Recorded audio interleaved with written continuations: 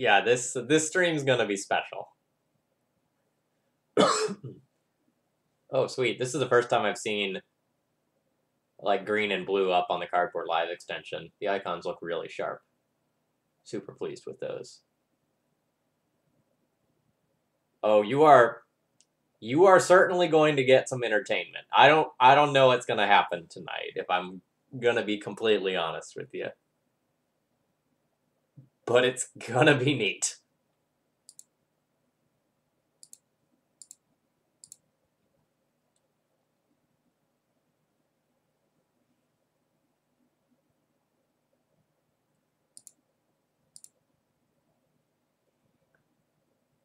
Not too much is up, Shalrima. I just got done eating dinner, made some Mexican, didn't put enough spice in it, but it was still fine.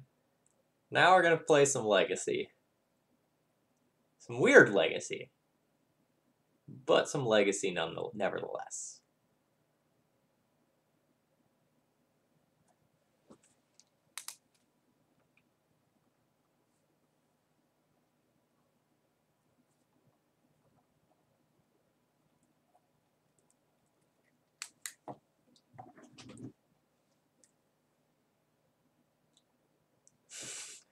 Yeah, not enough spice in the dinner. We saved it all for the stream. Alright, good evening everyone. My name's Phil Gallagher. I run ThrabenU University, a site for legacy, death, and taxes. Though that's not what we're playing tonight. I don't even really know what to call tonight's deck. I've settled on Reality Acid Enchantress, but something like Trials Enchantress or Copying Enchantress or Bug Enchantress might be more apt. So this is a donation deck list I received from Josh S. Note that the deck list here is not perfectly complete. On paper, this runs Estrid's Invocation instead of Copy Enchantment. So the paper version is a little bit better than the Magic Online version. And I messaged him saying, like, hey, you know, what should I do about this? And he said, you can run Copy Enchantment and it'll be good enough for a stream. All right. So what's the plan? The plan is to use Riptide Chimera as your engine. So this is a 3/4 flyer that says at the beginning of your upkeep, return an enchantment you control to its owner's hand.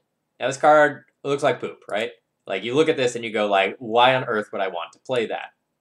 But the deck is really built around it because you are playing enchantments with enter the battlefield triggers. So what sort of things are you looking at? I guess I should say enters or leaves. So let's take a look at Reality Acid.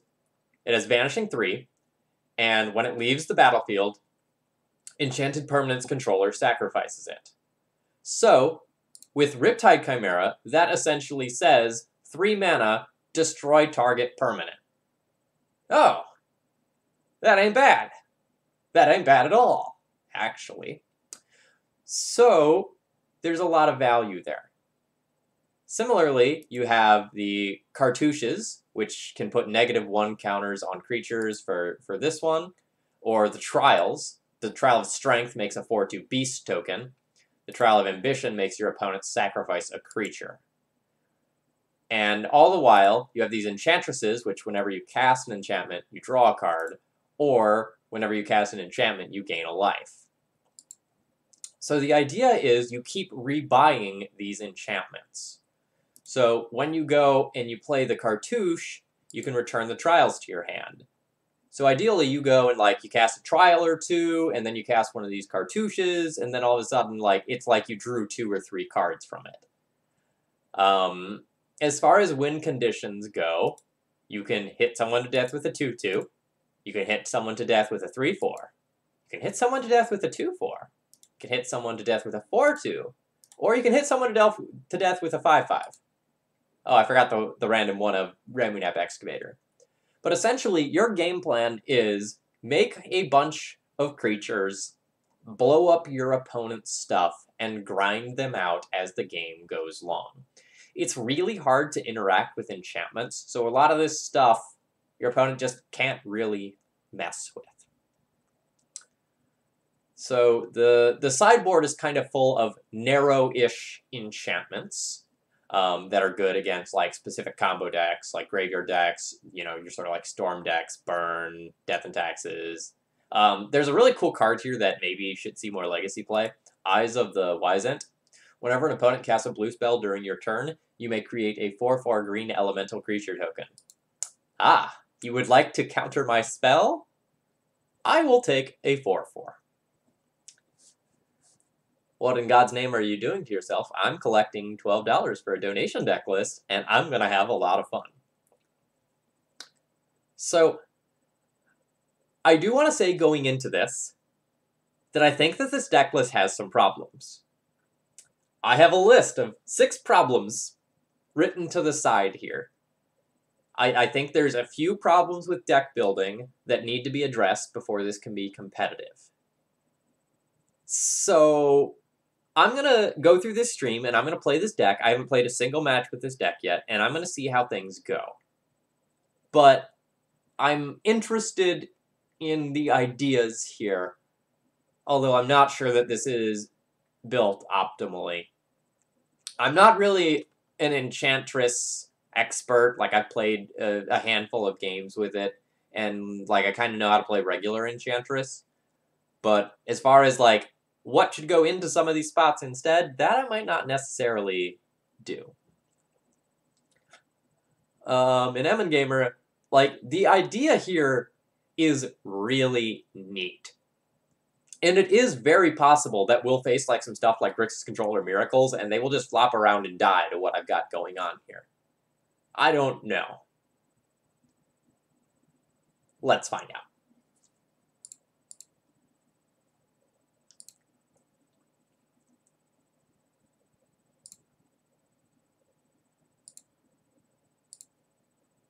Ignore the fact that I had to use event tickets there. I spent this weekend playing Dredge to see what I thought of it.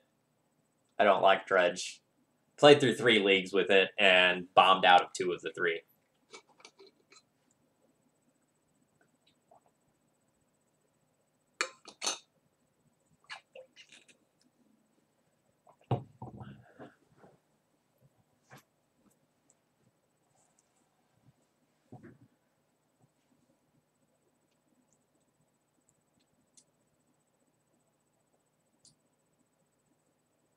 Yeah, I have legitimately no idea how this is going to go. We might run into some stuff that just can't deal with a bunch of recursive enchantments. Or we might just die. No, I really don't want to play Dredge. I got mangled. I don't know if I'm playing poorly or if like I just hit the poor side of the spectrum in terms of like density of graveyard hate, but I got absolutely mangled. I did not break even with Dredge.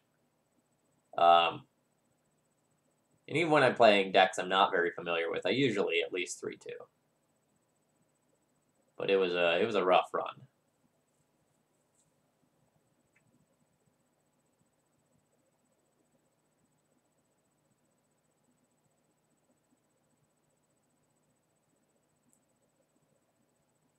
Queue time's rough.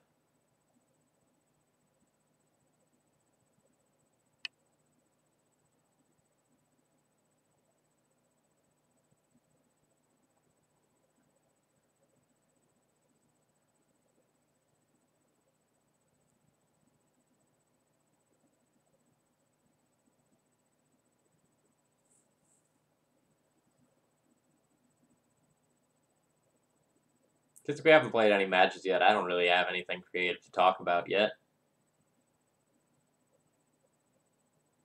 Looking forward to Halloween weekend, though.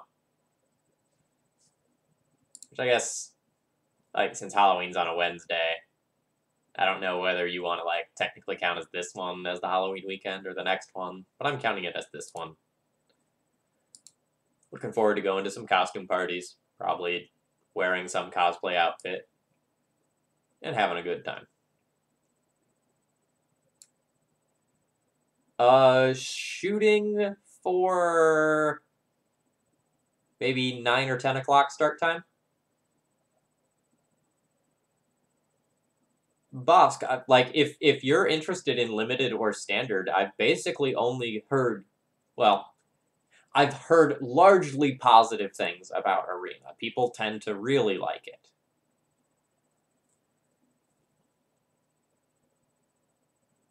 Oh, geez, that is early Pacific time. You might need to catch some of the replay there. I'll do it. I'm gonna do 2 loam streams. So, I think I'm shooting for Saturday and Monday. So the Monday one will be at normal times. That one should be easy for you to make.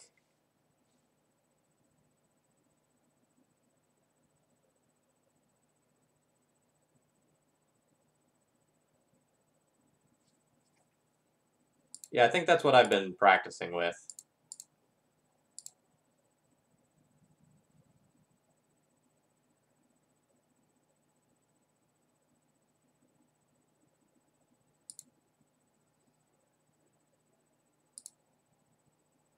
Yeah, that's what I've been working with.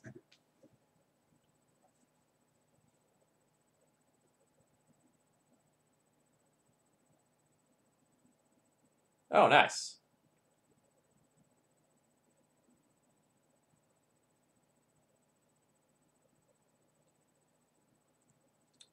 Yeah, a lot of people I know have just like been doing like some random like drafts or limited of some nature and have largely been pretty happy with Arena.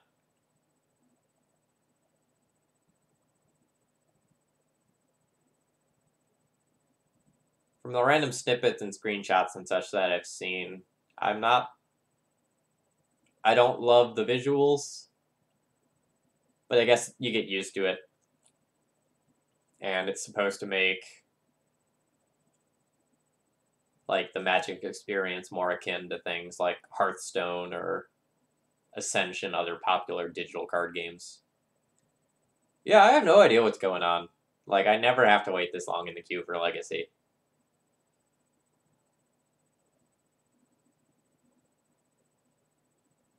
There are 432 active players.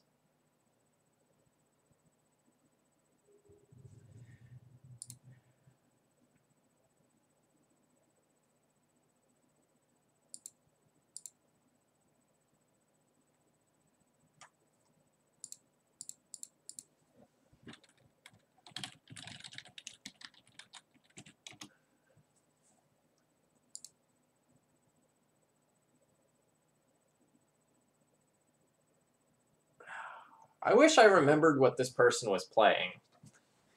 I definitely hosted them the other day, and they were very grateful.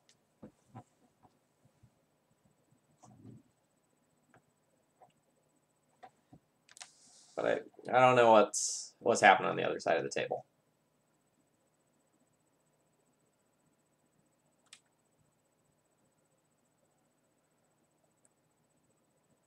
All right, folks, I'm gonna be honest with you. I don't know what keepable hands with this look like, but I have an Enchantress. That's probably pretty good. Hey, I have Reality Acid. That card's great.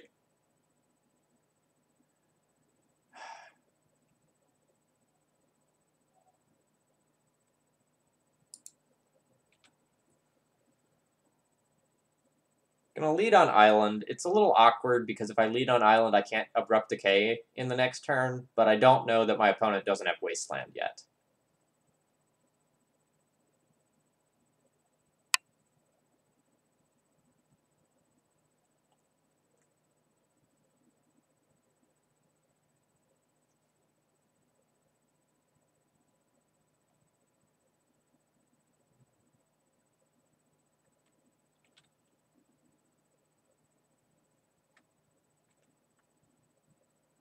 Oh man, we have we have the combo. We have the combo. Sweet.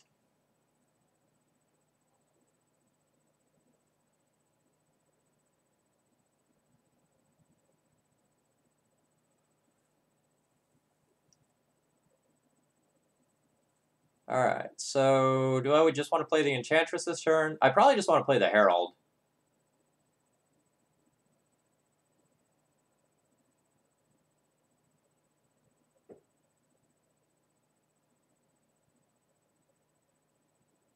Maybe drawing more cards is better. So next turn I'll have 3 mana.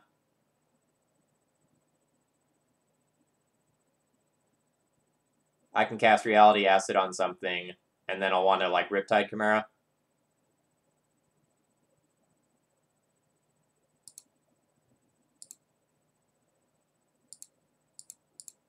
I'll play out the Herald rather than the Enchantress. This can also attack and do some chip damage.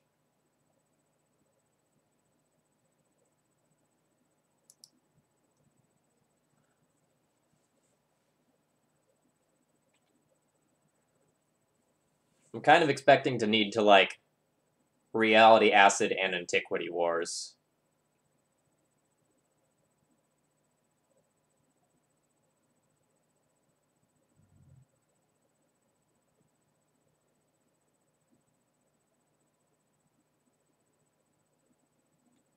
A Ballista.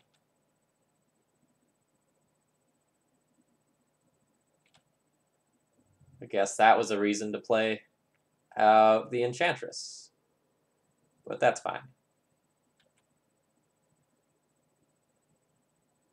Okay. So, point number 1 on my list that is coming up now is that I think Wasteland is largely bad in this deck.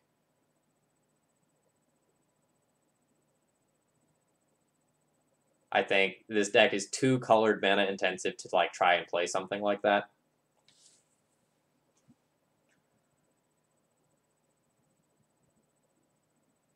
And I think I'm also way too mana hungry.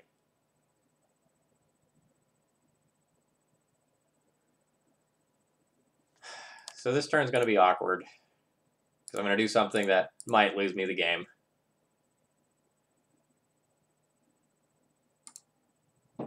So my opponent has done nothing in these first couple of turns. That either means they're super flooded or they're very heavy on expensive spells. The issue is that I don't have any plays currently by doing this.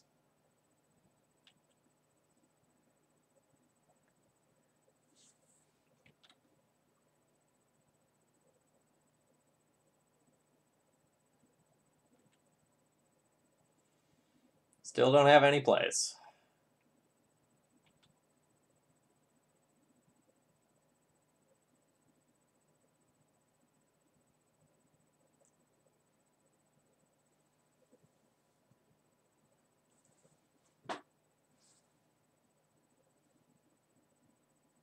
No.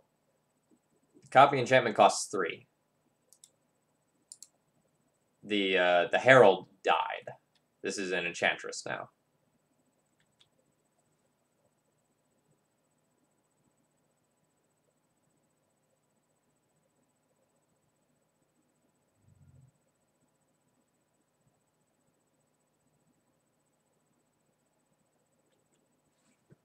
Alright, what does this one do?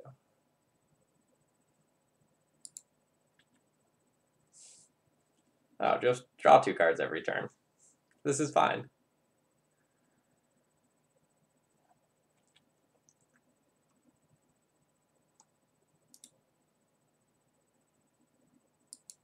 I don't know that I'm 100% dead, but I think I'm in the 90+% to be dead range.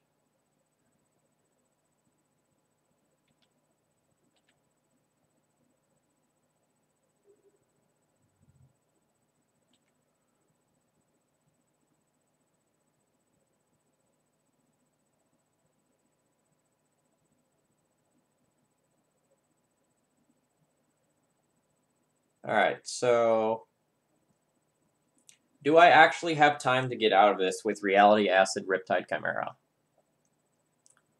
I don't think so. Like, I cast it on a construct.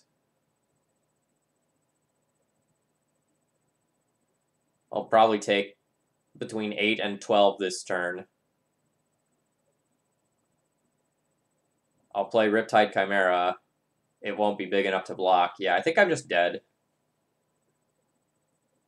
I guess I could, like, decay a construct to buy time.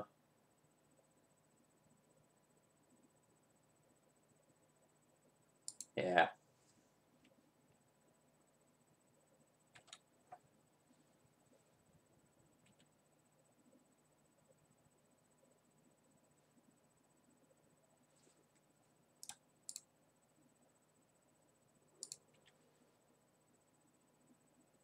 So I can, like, decay a construct into draw, like, the cartouche that makes my opponent sacrifice a creature into, like, some lands, and then try to do something.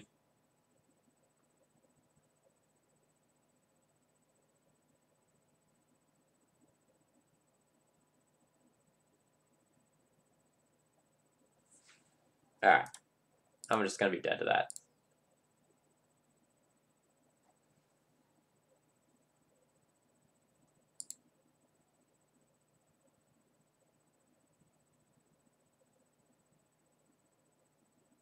This destroys enchantments, right? So I guess this can destroy the Antiquity Wars, which matters. That's probably all I have, unfortunately.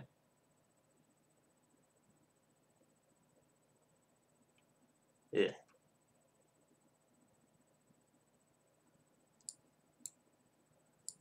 Probably trim on a few of these, since I'm going to just be under the gun and not have time to deploy these prior to, like, just being dead to my opponent's stuff.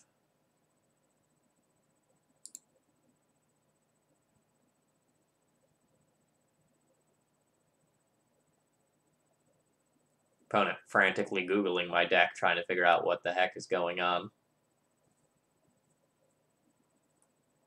I don't blame them. I wouldn't know what was going on.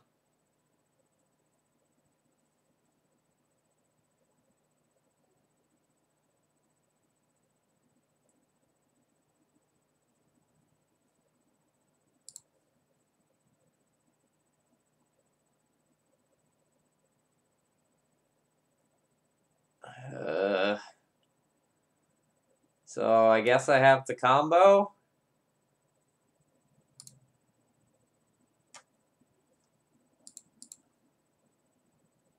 How many 2-drops would I have to draw to if I mulligan? 3 decay, 3 Enchantress, 3 Heralds. Guess this is just kind of what this deck does.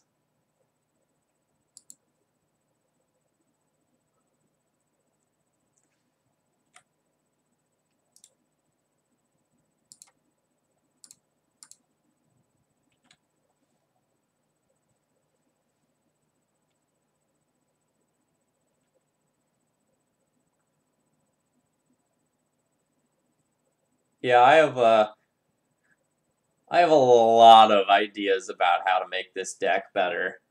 But I'm going to, like, play out the matches with it, and then give my commentary.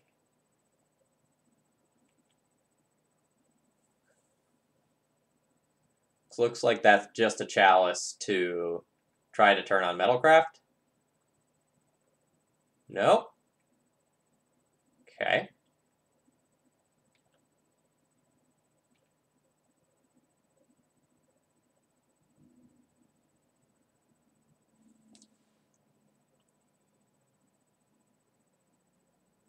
So I could wasteland my opponent, but again, I don't think I can really afford to do that. I'm so mana hungry.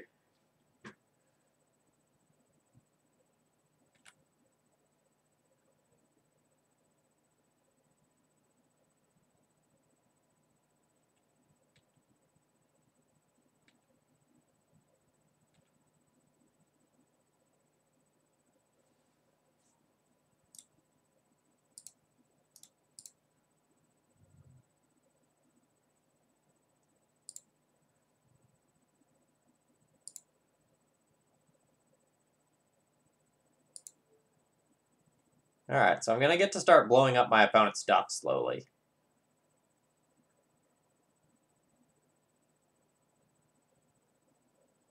I think I'm gonna start with the Mox Opal.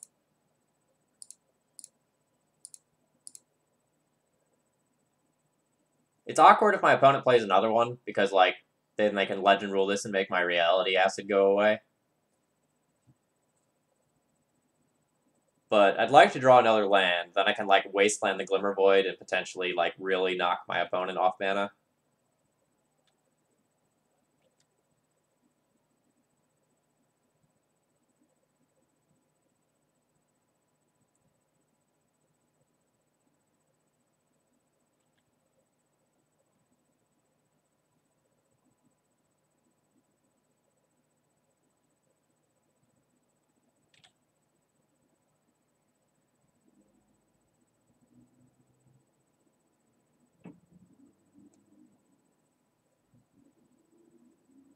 Oh, actually, I guess my opponent can't get rid of it via just, like, casting another one, because, like, the Chalice on 0 will prevent that. Hey, another land. I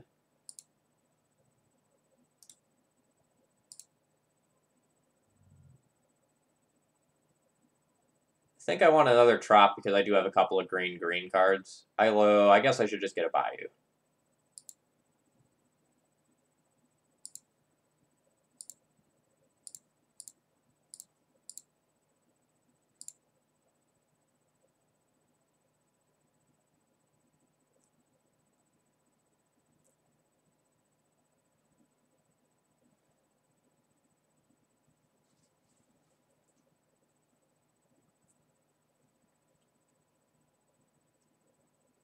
The art on this thing's kind of funky.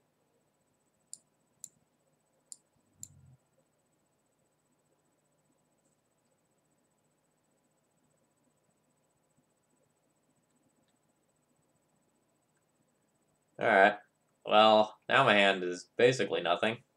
So that's kind of rough.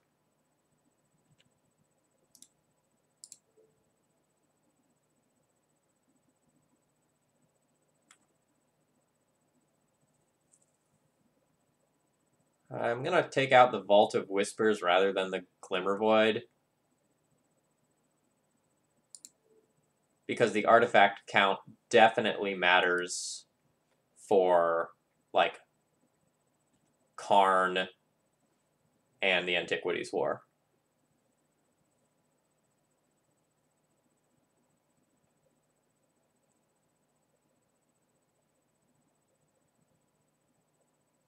Okay.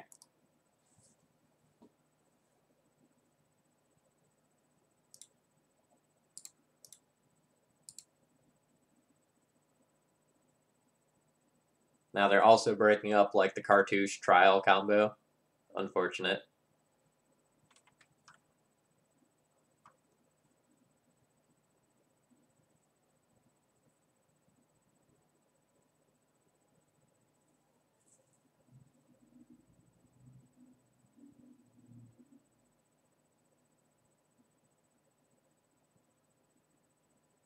So if they take my Trial of Ambition, I just get to play Trial of Strength, make a 4-2 that can trade with it, then play the Cartouche to make this into a lifelinker and return it. So I guess all is not lost.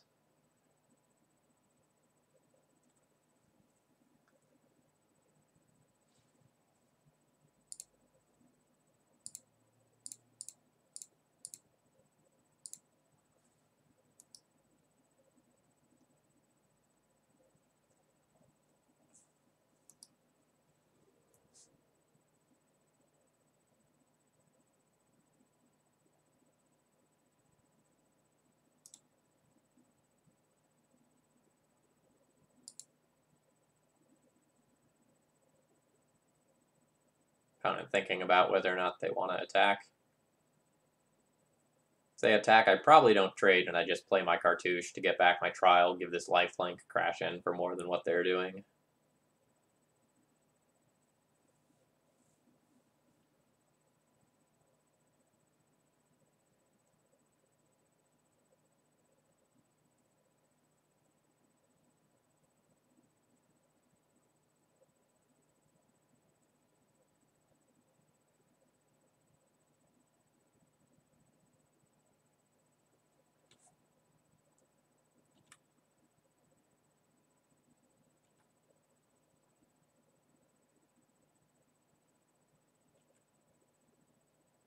Alright, so I blew up a Mox Opal.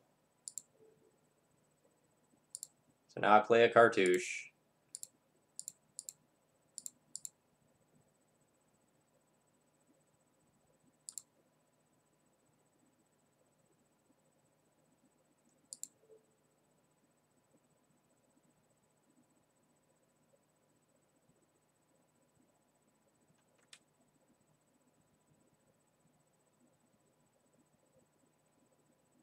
I guess I want to shrink the construct because then the construct can't trade for this. At least this turn.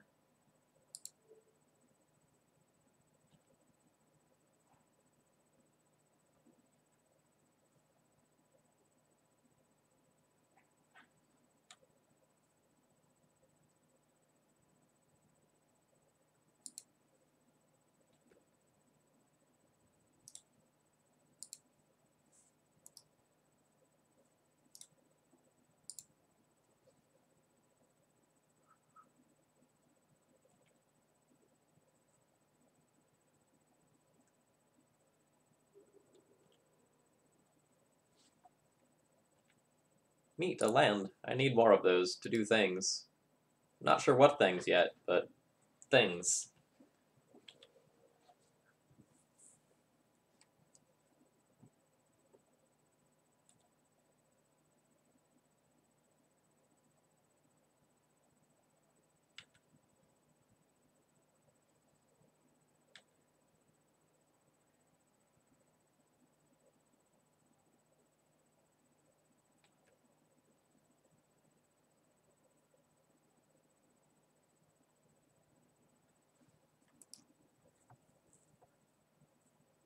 So now I'm just going to get smacked for lethal over the course of 2 to 3 turns.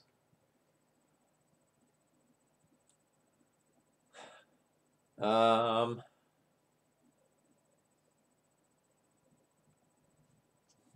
don't think I'm winning this game unless I can start casting multiple spells at a time.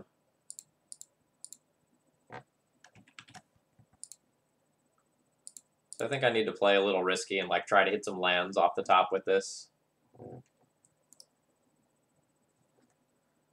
I guess next turn I've got Shrink the Team into Trial of Ambition and Cartouche Shenanigans.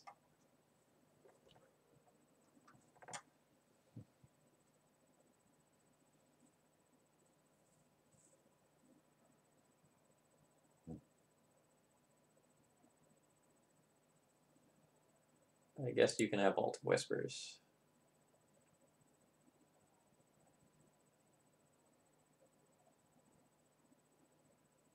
Fortunately, that grows these to a more or less stupid size.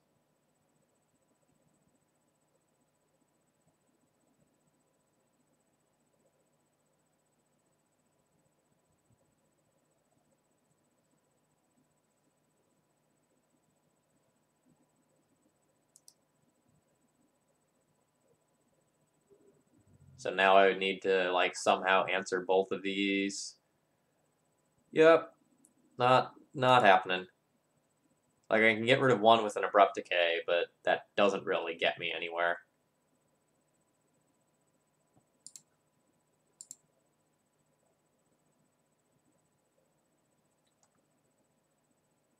Alright, so I died with almost all of the cards I drew still in my hand. Again, this deck's really mana hungry, and it's really heavy on 3-drops. I don't really see...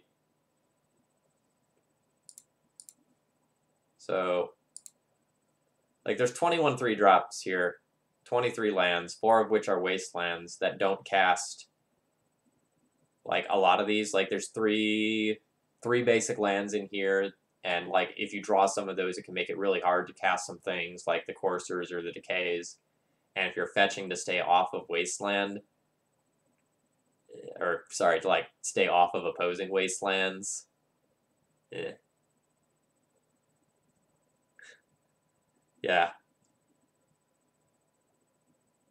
I don't know if you can win if your opponent plays spells. Yeah, like, I think I'm just, like, 100% stone cold dead to anyone playing anything that can do anything quickly. which is a lot of legacy. But we'll see. This has one land, so it's mulligan. I guess I keep this. I mean, this is a 2-drop, so I should probably put it on top. My opponent somewhat recently played a Reanimator deck, but that was in April. I've also played Pox in the past. I'm going to put this on top and hope that it does something.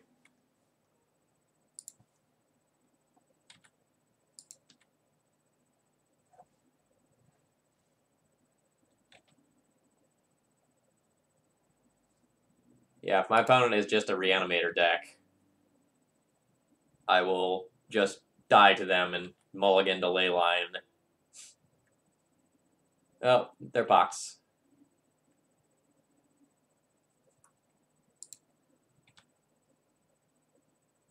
Pox seems pretty insane against us. Because, like, I need lands to do stuff, and they blow up lands.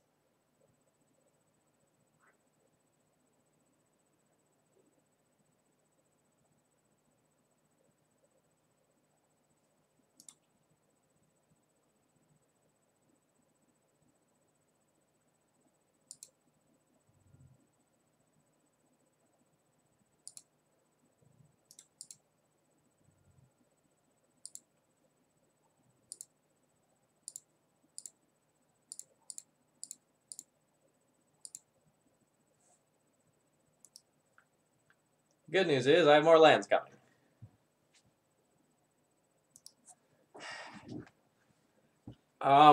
It's one of those words that's much easier to understand if you see it in practice than it is to easily define.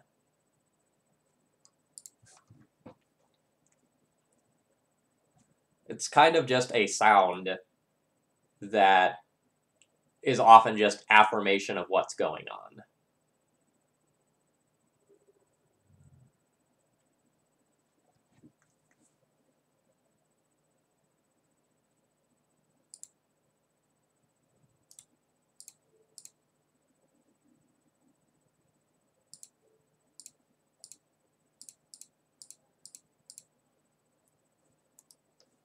Maximilian Pegasus, thank you very much for continuing to support me with your Twitch Prime every month. There's a lot of streamers out there, and thanks for supporting my content.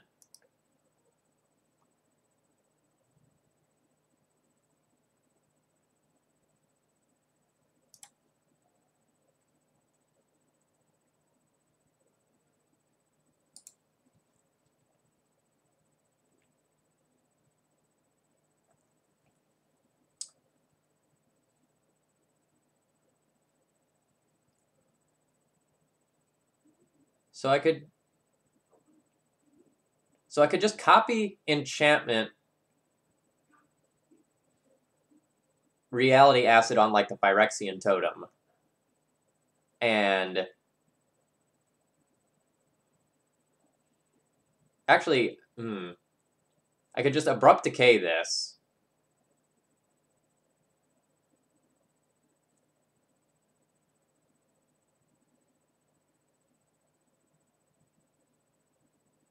And then like set up for drawing a land so that I can Riptide Chimera and abrupt decay next turn.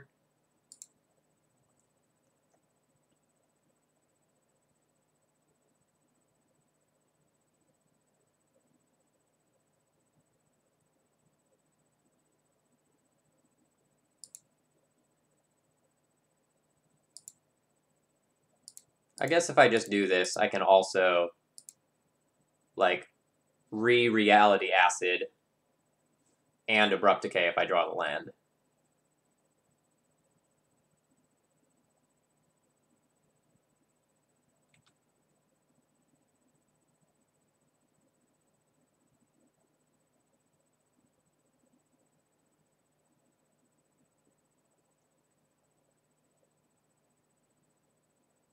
Okay, that's not that big of a deal.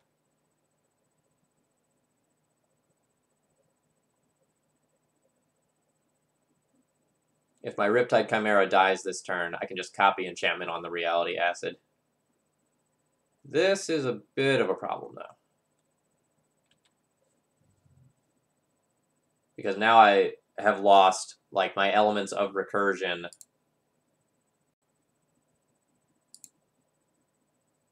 And everything that I had. And the ability to muck with reality acid. Not in a good spot.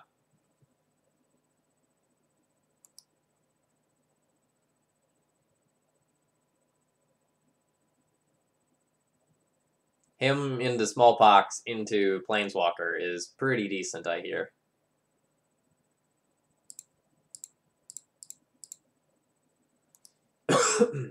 Luckily, like, my opponent has no ability to close out the game like us, so we'll be here for a while still. Shit.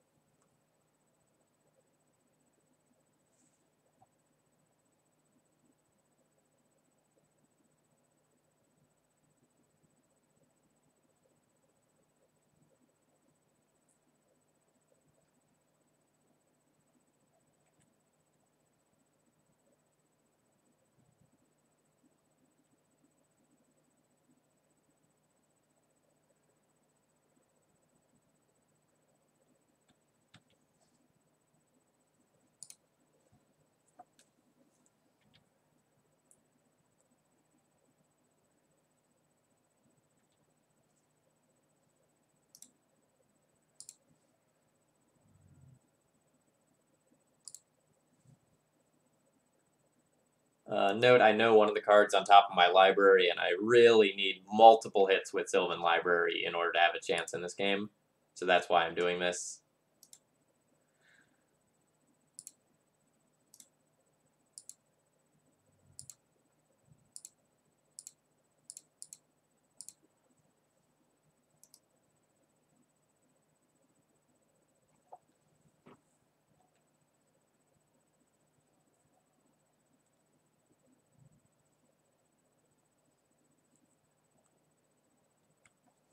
My opponent has figured it out. Now they just activate Phyrexian Totem, whack me down to 1, and this fetch is dead.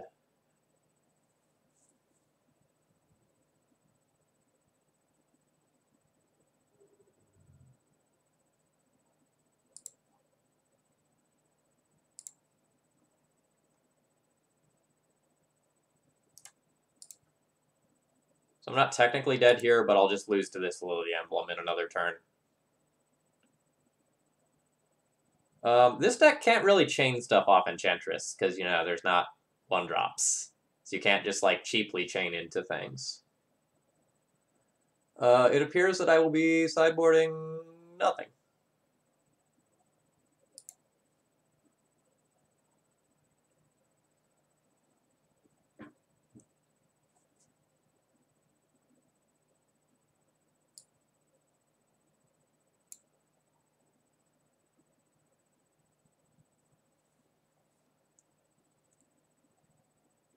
Oh, I missed a sub. Ben XDC, thank you very much for your continued support.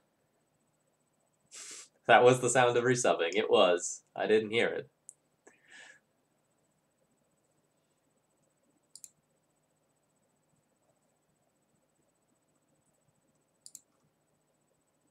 One land, mulligan. 2 lands, but will probably just die to an innocent blood effect. Guess we keep this. Trial, bottom.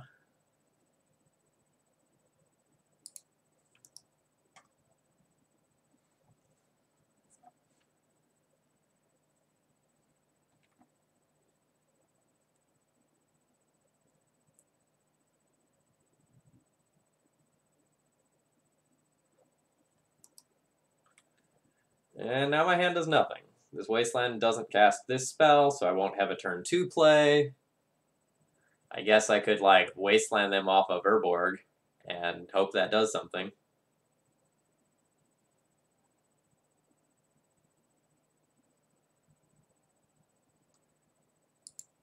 They took the Decay, which is weird because I couldn't cast it.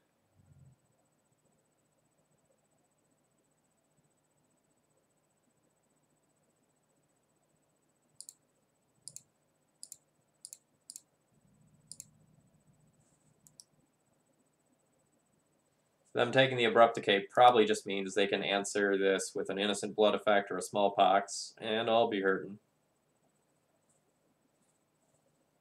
Oh yeah, I guess I could cast the Decay because of their Urborg.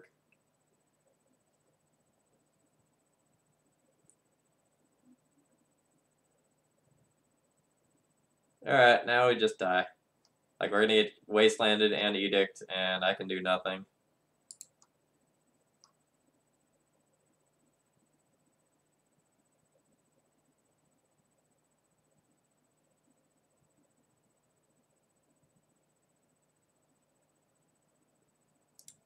Alright, I'm dead.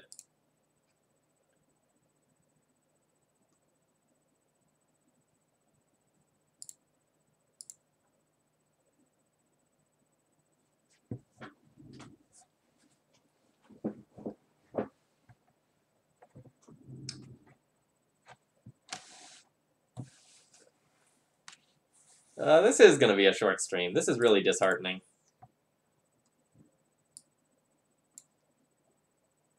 I identified a lot of problems with this deck list when it was sent to me, but I haven't turned away anything yet, and the idea was intriguing enough that I was willing to try it.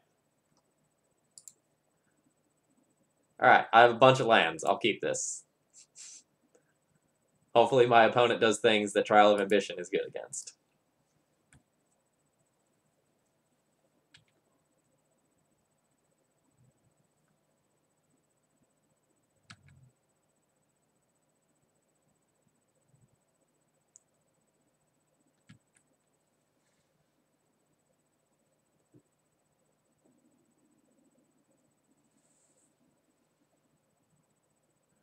That's screwed up. Alright, no play this turn.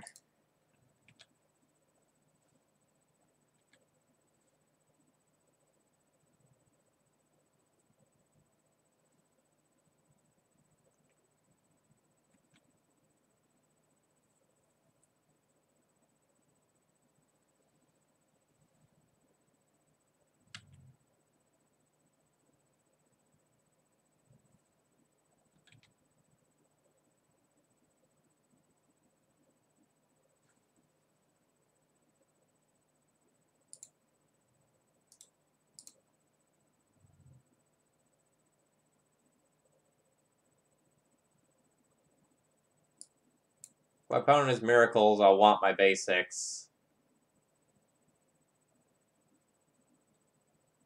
I guess I should fetch it. It's pretty free, too.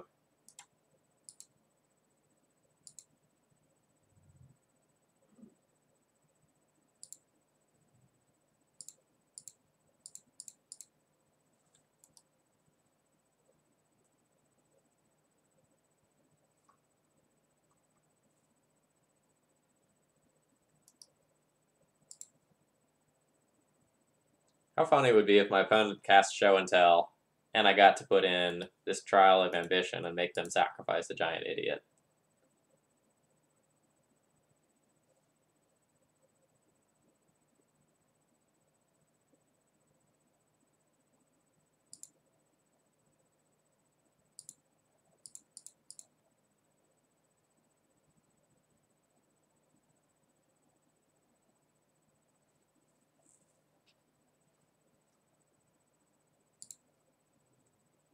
Guess we take this one real slow.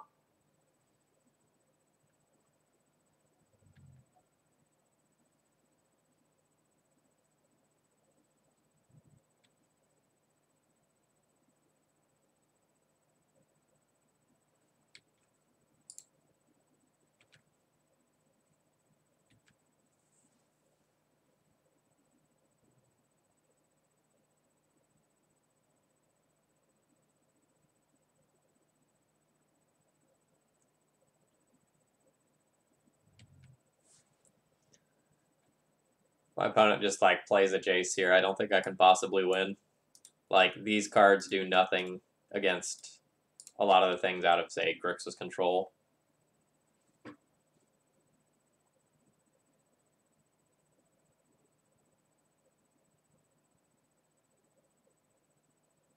Hey, hey.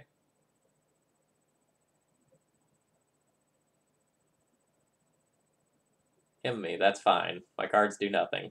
Oh, there go the 2 spells, though.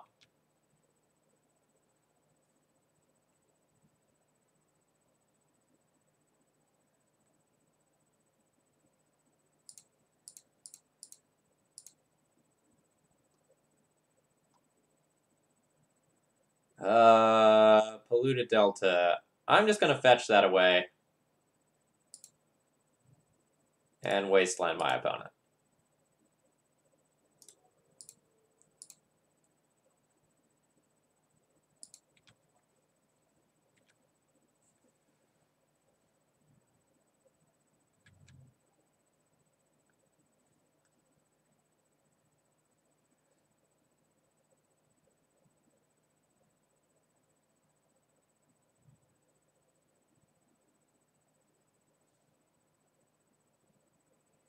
My opponent having 4 basic lands.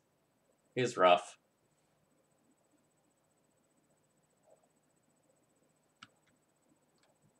Now my opponent's just gonna Snapcaster him me.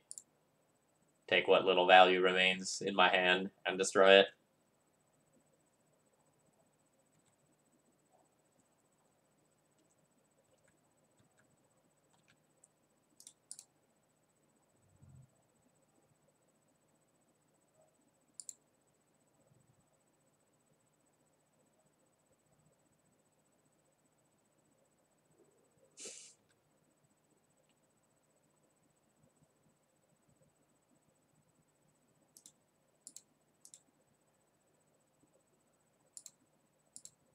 I mean, I guess we cast the cards that I have.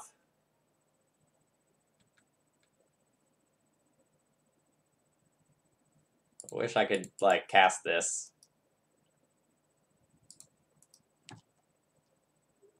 I don't just want to leave it sitting in my hand for a turn to try to get more value with the Enchantress, because I don't want my opponent just playing Jace on a naked board.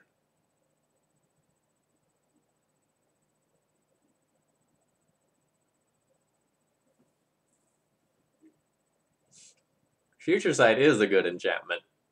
Most of the enchantments in this deck, not good enchantments. Except maybe like Sylvan Library. Sylvan Library is pretty decent. I guess my opponent is just blue-black. No red source after this long is kind of telling.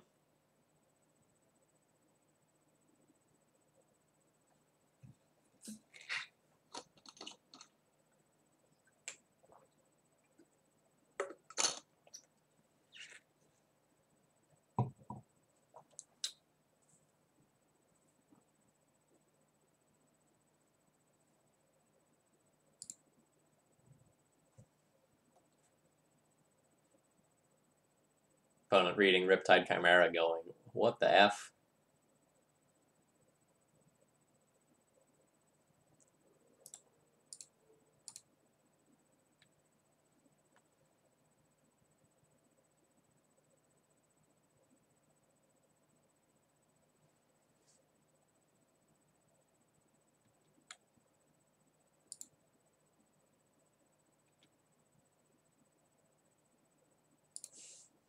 I guess they could be ninjas.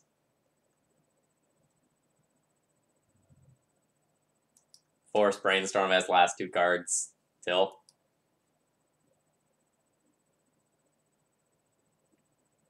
Jace off the top.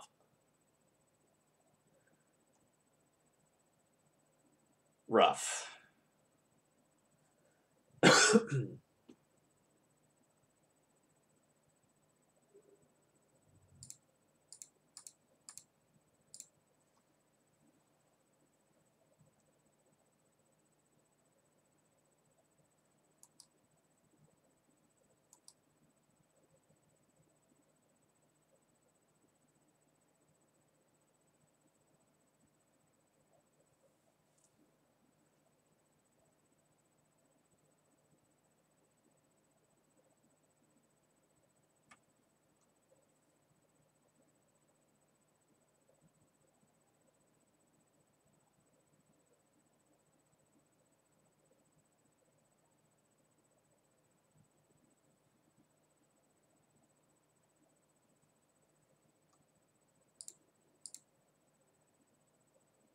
I don't have anything to talk about here. Like, I have no interaction with my opponent's board. I have no cards in hand.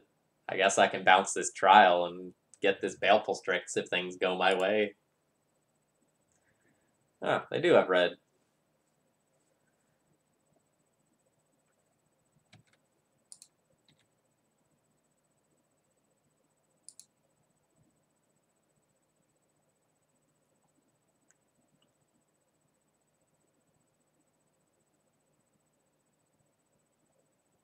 Alright, so I'm pretty sure my opponent has Culligan's Command.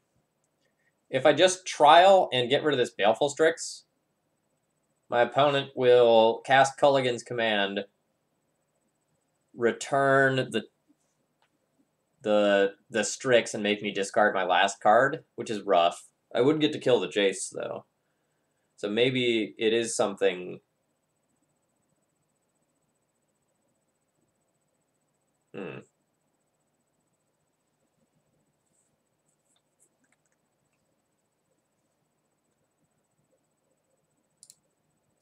I kind of like playing this and trying to spike a land for the trial.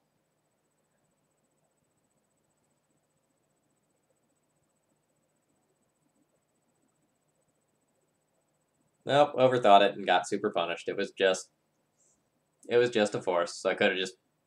No, if I would have played the trial, it would have answered that too. Okay. It's a wash.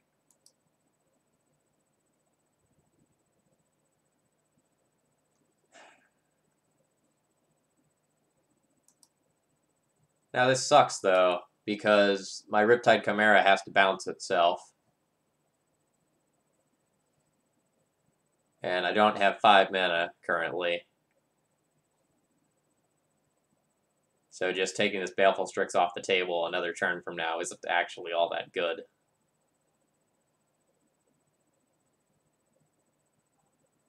Yep, this is miserable.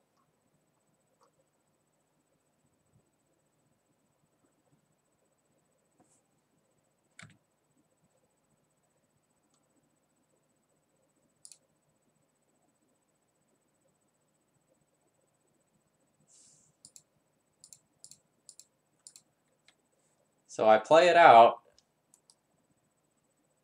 but ugh.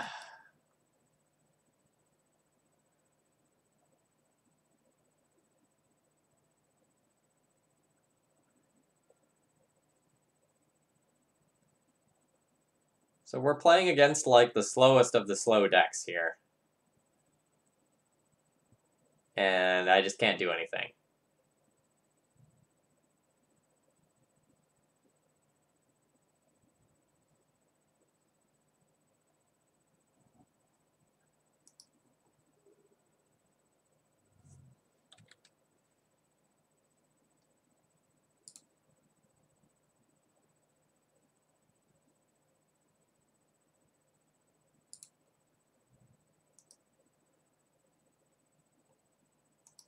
I'm not going to concede quite yet.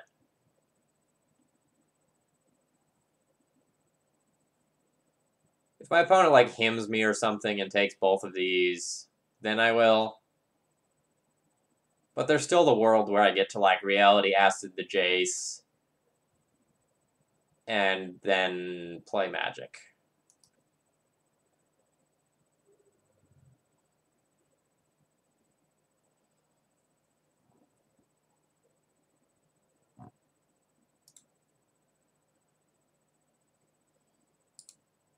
Yep. Can't cast 2 spells in a turn.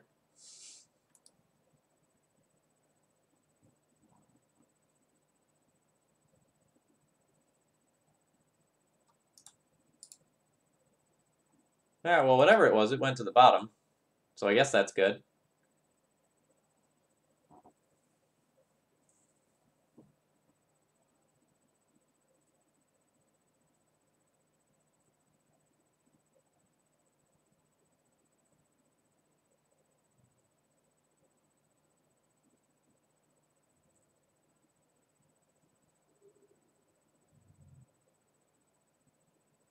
I still can't cast 2 spells.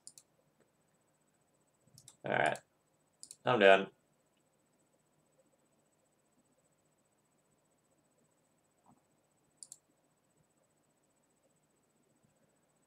Still really don't get to sideboard. Like, I guess I'll take the Eyes of the Wizened. It's good against counter spells and brainstorms on my turn, snapcasters on my turn and such. And I guess I can take Golgari Charms just to, like, have something that clears out all of the Strix. The regenerate mode is also not irrelevant either, I suppose. Abrupt Decays aren't amazing. Either of these cards would be better early plays than it.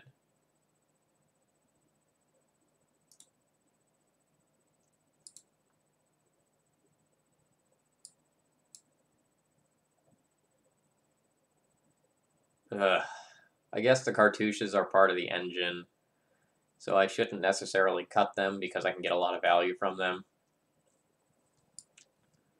I can probably trim one of those instead.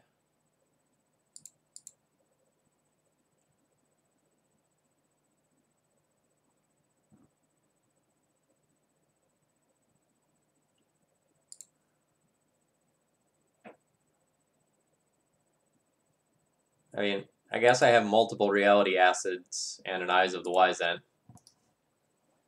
So I guess this is fine. If I just get, like, Thought Seized on turn 1 here, though, this hand's terrible.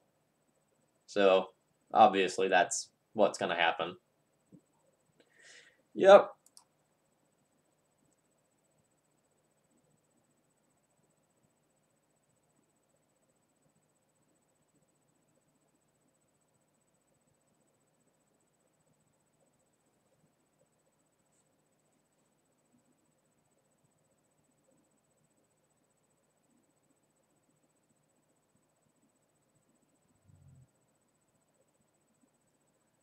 Now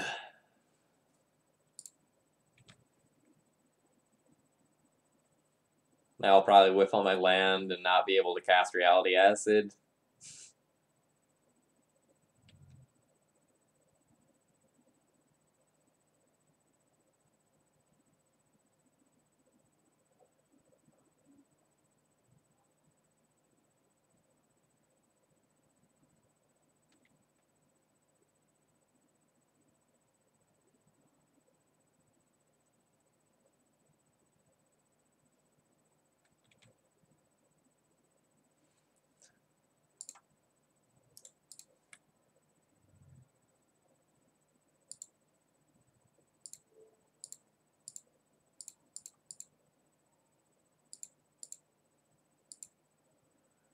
I don't think it needs white Leyland lines. I think it needs a lot of other things, though.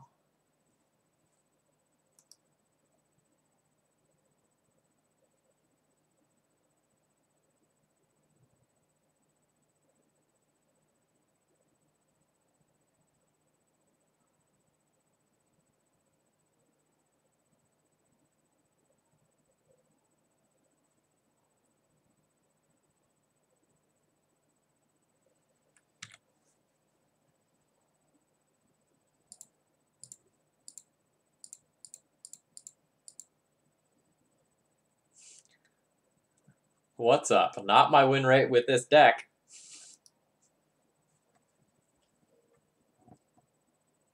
This one's rough.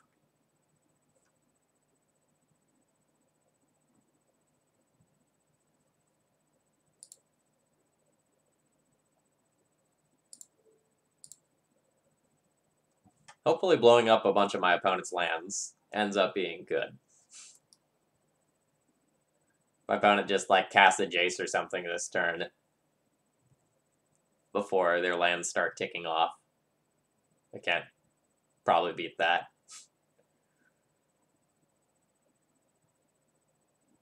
Don't know why my opponent randomly floated black there, but okay.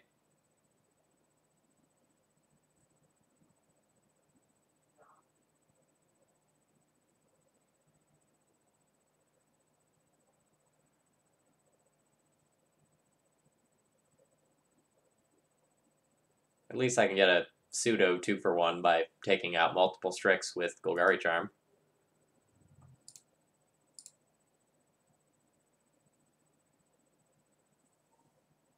I don't even think I'll do it yet.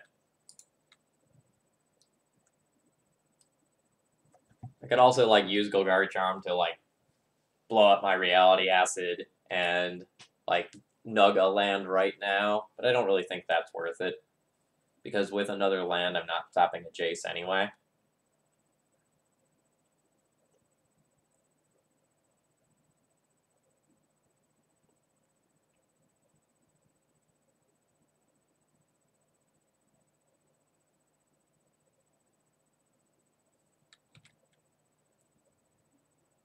Hoping to draw a Riptide Chimera this turn. So that I can leave Golgari Charm up to regenerate it. And then hopefully start returning some Reality Acids.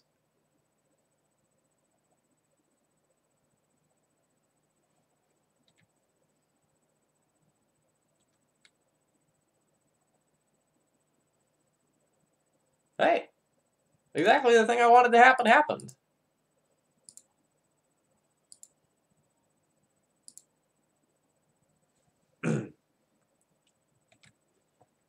Please don't edict me to, like, make my Golgari Charm plan bad.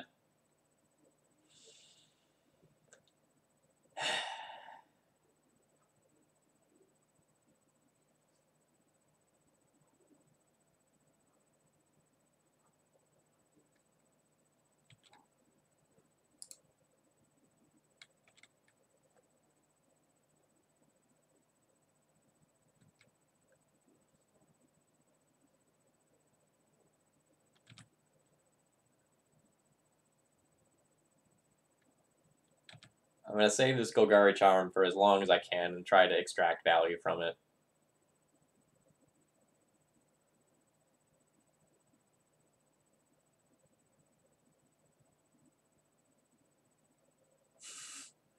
Rat Poison, thank you very much for the bits. I'm definitely in a dark place where I needed some. Hey, I got kind of value out of it. My opponent paid 3 mana for a shock.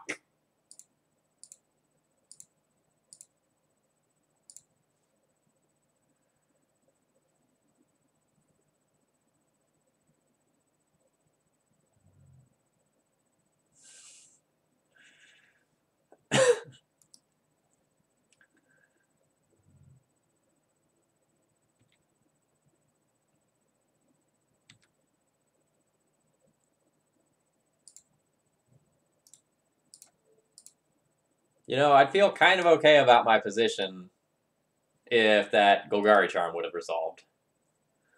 There's another Golgari Charm in the deck that I could top deck. Alright, I have the setup to go somewhere. Let's... God, is it just another Edict?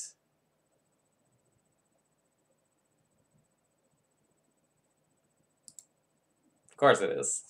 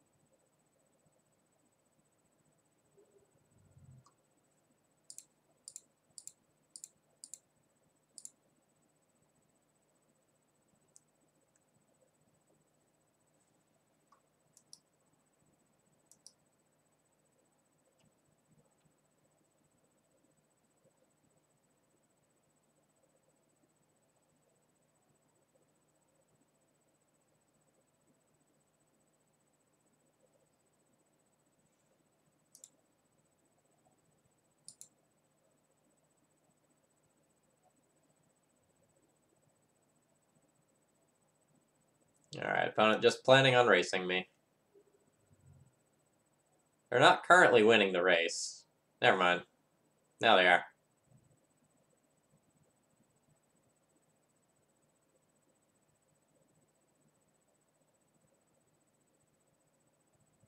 I was going to say, like, I had a 7... Ooh! Ooh! That is pretty okay.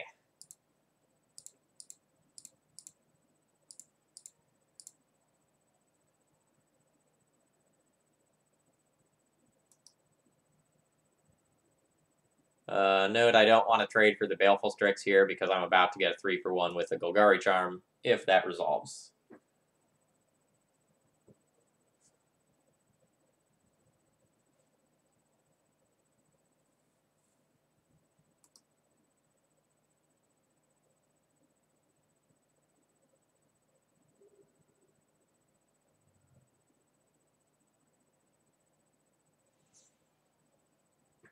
Alright.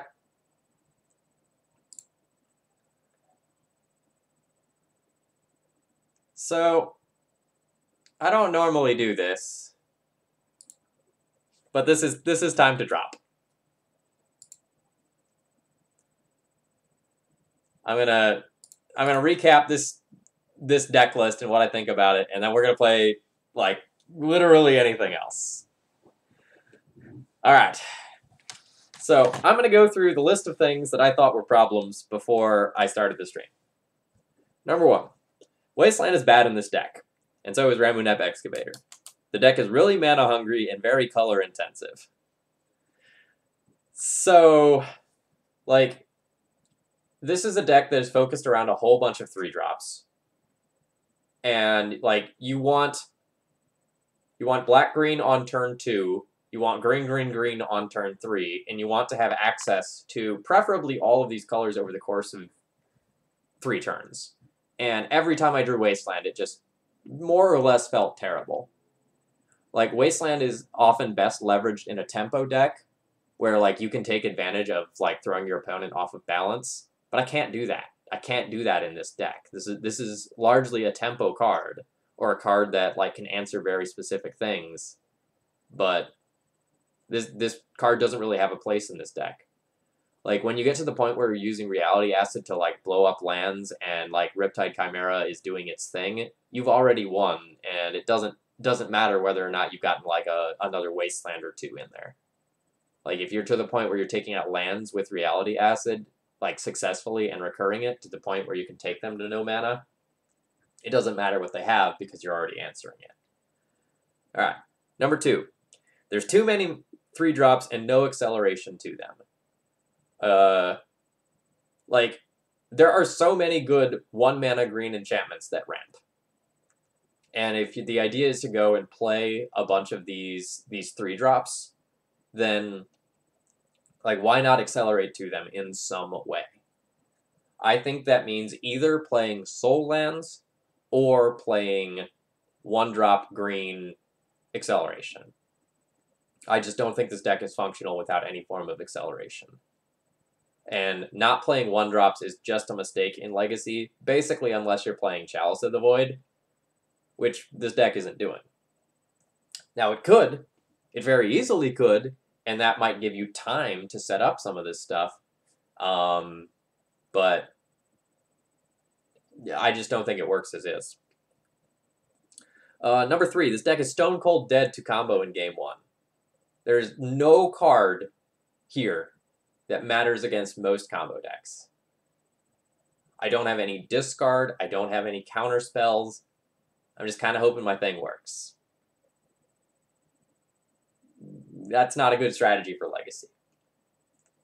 Like, if I play against Show and Tell, what am I hoping to do? Put in Trial of Ambition and hope they put in a creature. That's my plan.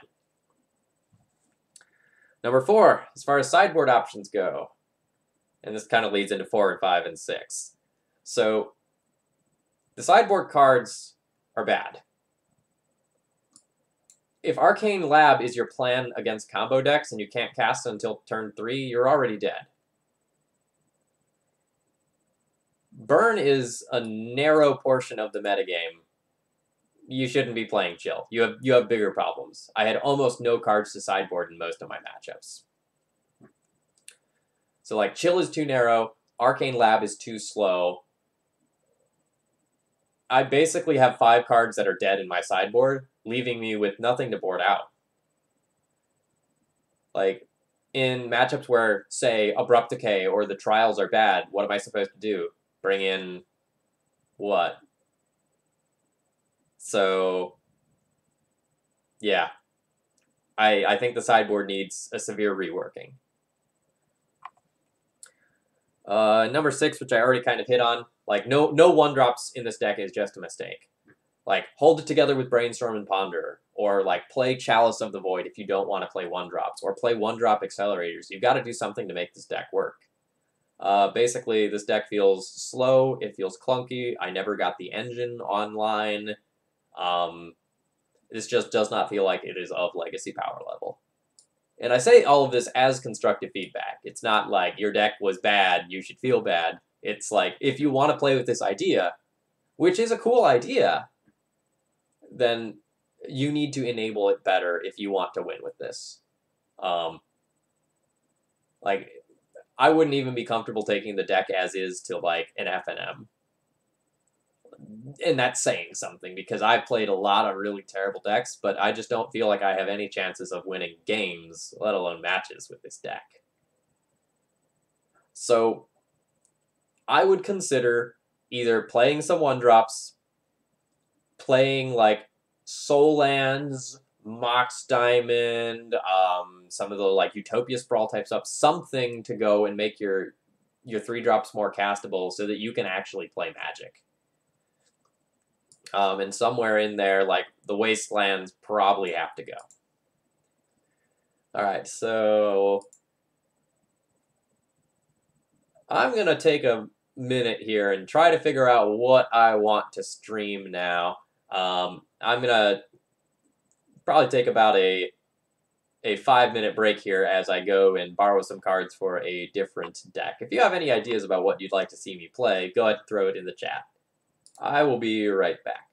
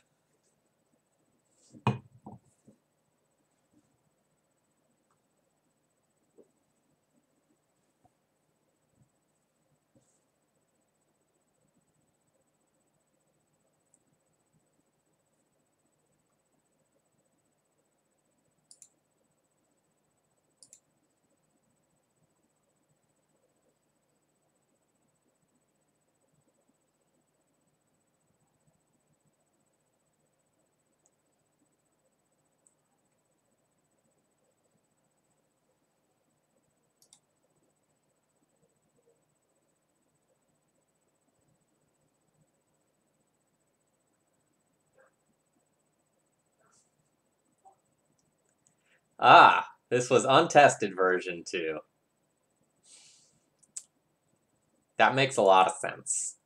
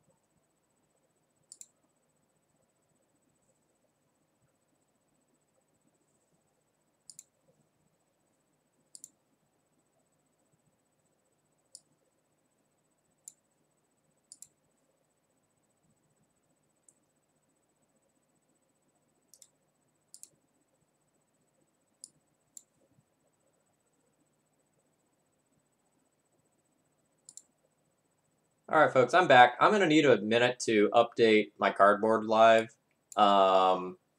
This is a D&T list I cooked up a little while back that I've never gotten a chance to take a spin.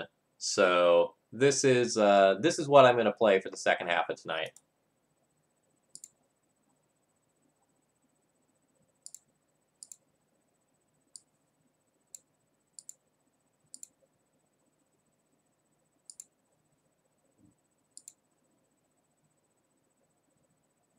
So give me just a minute.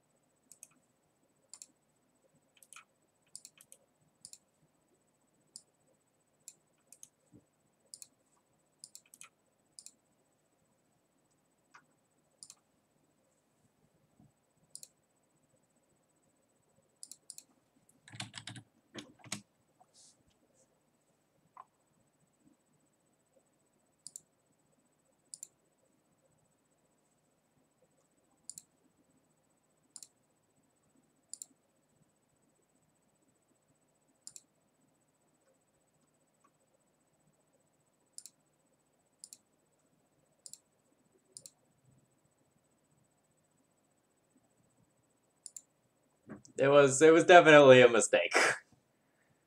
Very, very much a mistake, but that's all right. I don't mind spending an hour of my time critiquing a donation deck list. Like, you got a lot of feedback there that was probably very useful for you, and the viewers at least seemed to be kind of interested in what was going on. All right, let's shake that off. All right, hello, my name is Phil Gallagher. I run Thraben University. Earlier today, we were streaming with some Enchantress. Now we're gonna move on and stream a little bit of D&T. I should change my name. All right, stream title changed. Cardboard Live update. Good to go. Okay. So this is a deck list I cooked up a little while ago that I've never actually tried out. The idea is that a lot of people online are playing just an absolute crap ton of Dredge and Reanimator that I'm not necessarily seeing in paper tournaments. So what if online we go away from the Chalice plan and we go to super quick Graveyard Hate? So the idea is that we play 3 Surgical Extractions and a Fairy so that we have 4 different ways to have turn 1 Graveyard Hate so that we can somewhat realistically mulligan to it. In addition, now that I don't have those Chalices that I was kind of leaning on for the Grixis Control and Miracle type matchups, what if we just play a crap ton of Recruiters? I've normally been playing 3, what if we go up to 4? So if I play that 4th, then it's another way to just get the Fairy as well, and it can get all sorts of bombs like Palace Jailer and Hallowed Spirit Keeper. This is untested. I don't know if it's good. It's something that I wanted to try out. Ugh. So, while I'm complaining about Magic Online, I hate these. I hate these default planes. No, no. Undo. These.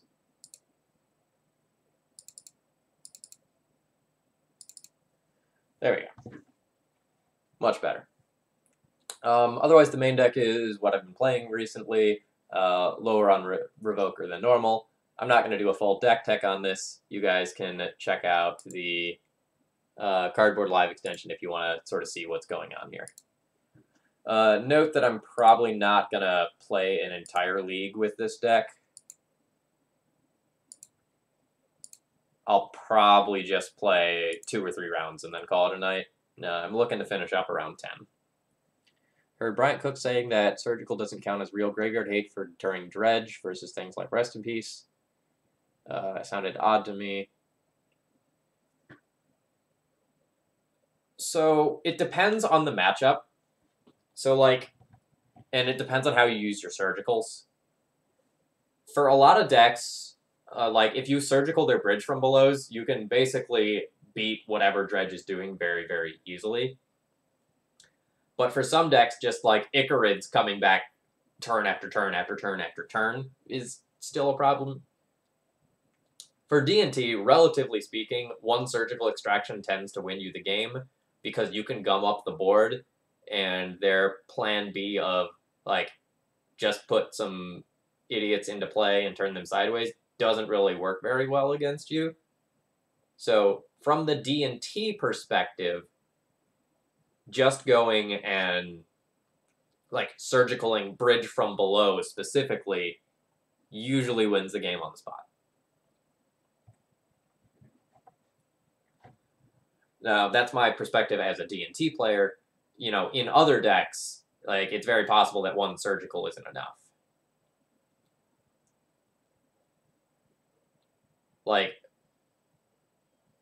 There are other cards that hit harder. So, Rest in Peace and Containment Priest are absolutely back-breaking. But it's not necessarily game over.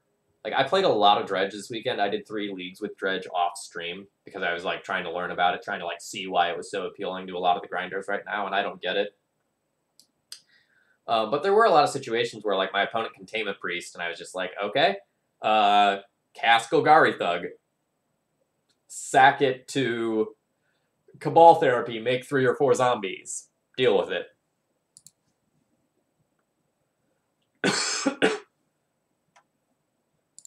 Aleshnam, that is a top-tier name right there.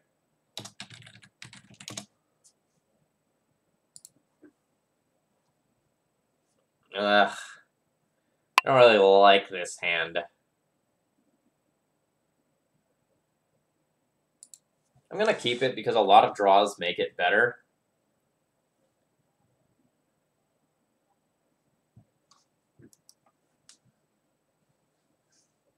We're probably just going to play against Reanimator here.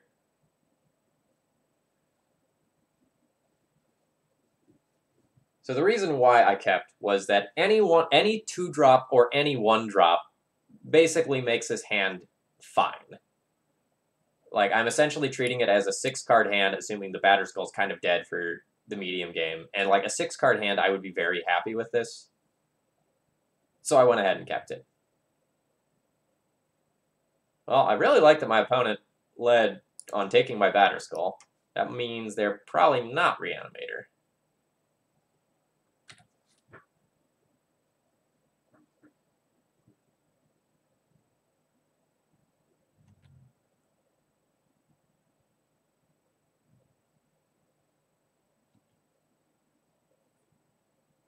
My current guess is Death Shadow.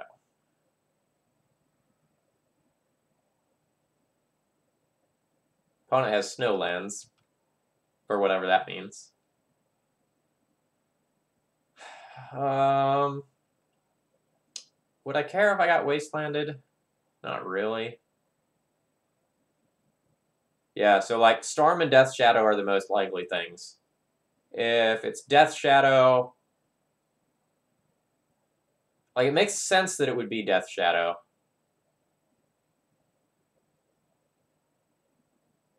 If they took the Batterskull over everything else that was in the hand. If they were Storm, they'd just take the Revoker. So let's continue under the assumption that they are a Death Shadow deck.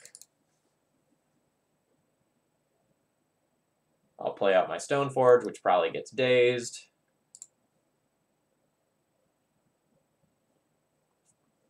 Yeah, everything's playing basics these days.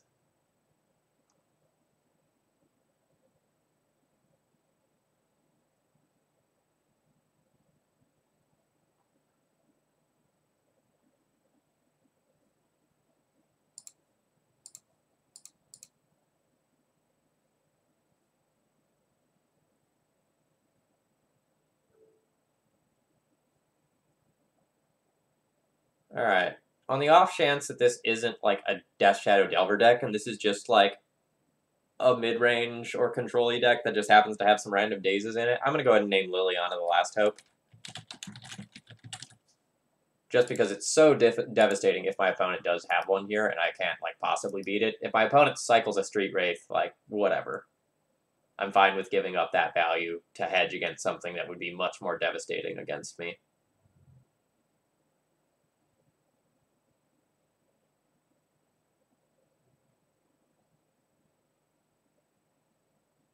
Oh, we might just be playing against Esper Stoneblade. Yep.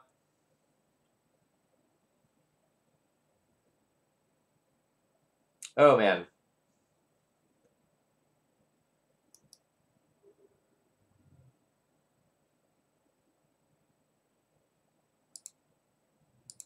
Well, opponent, you know about this, so you have an answer?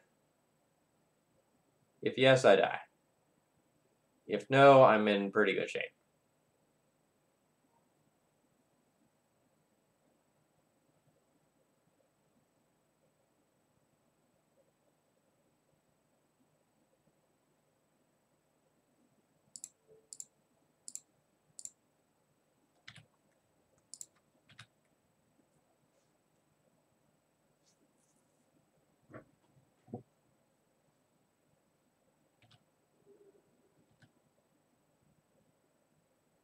Yeah, the daze feels weird to me as well. I don't really like daze in Stoneblade decks. It's not to say I've never like put it in there, but like you're a Jace deck, you're a deck that often wants to get to 4 mana for other reasons, like Jitte and Equip, or like Stoneforge activation and Equip in the same turn. But they've probably got their reasons.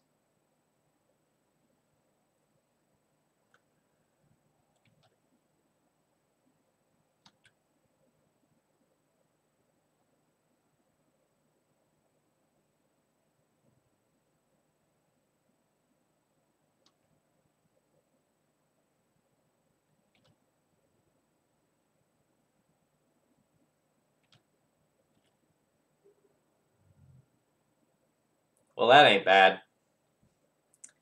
That ain't bad at all. Please don't daze me.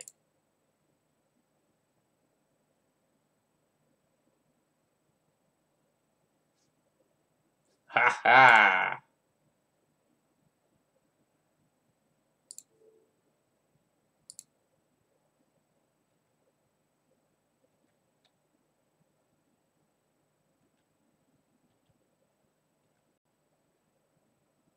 So I'm 100% obligated to kill this Strix. Might as well do it on my turn so that something random doesn't punish me.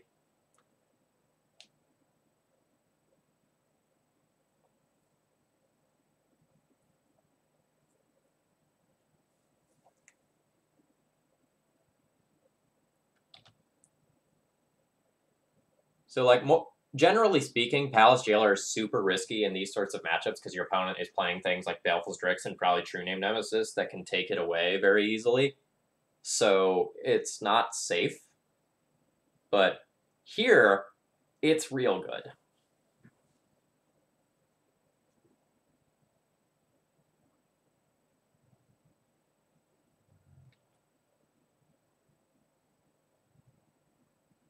The fact that I have like another Swords to Plowshares in my hand as well to just deal with another creature that comes down, or just Jitte to, get this Strix out of the way. Just gravy.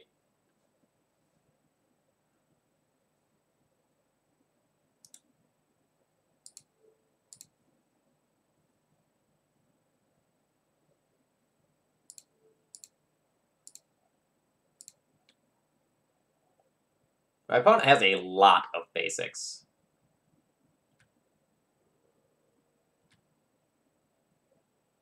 My opponent might even be playing a 3-color back to basics list or something crazy like that. Which actually makes me want to play out this Plains rather than a Caracas.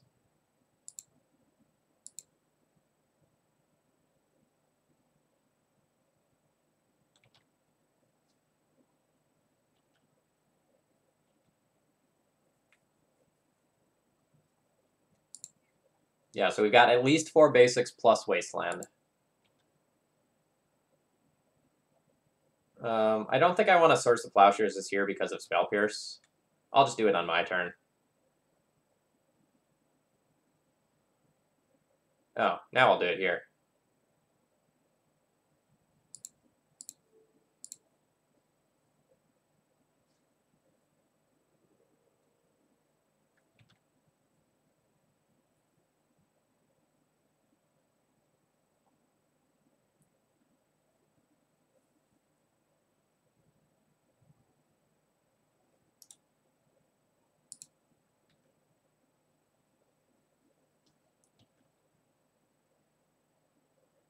Yeah, my opponent is playing Esper Stoneblade.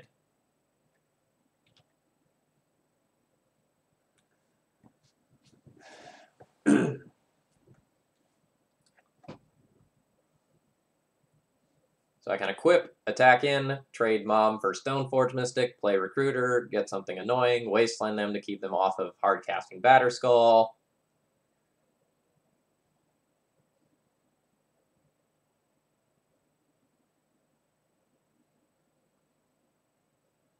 And I think I don't want them cheating or casting Batterskull.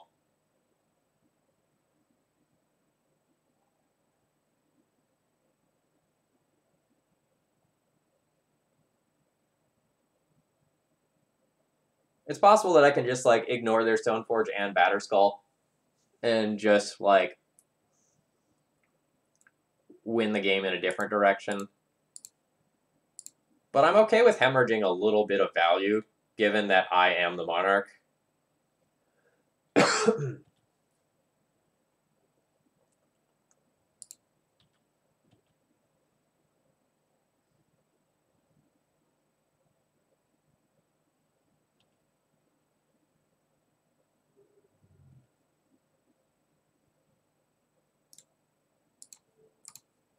Like, any one-for-one trade just overwhelmingly favors me at this point, rather than my opponent.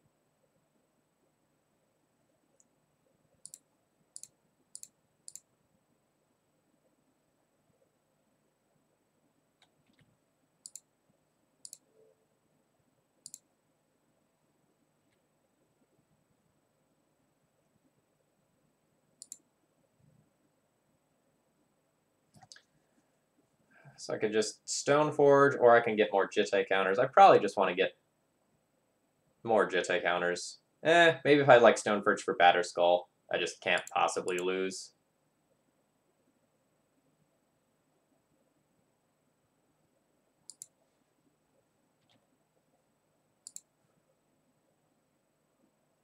Oh, Batterskull's already gone. Alright, I'll get Sword of Fire and Ice then. That's fine.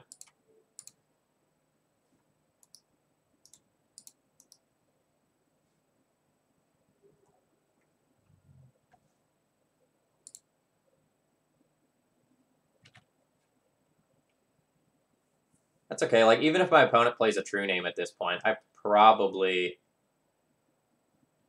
don't care that much.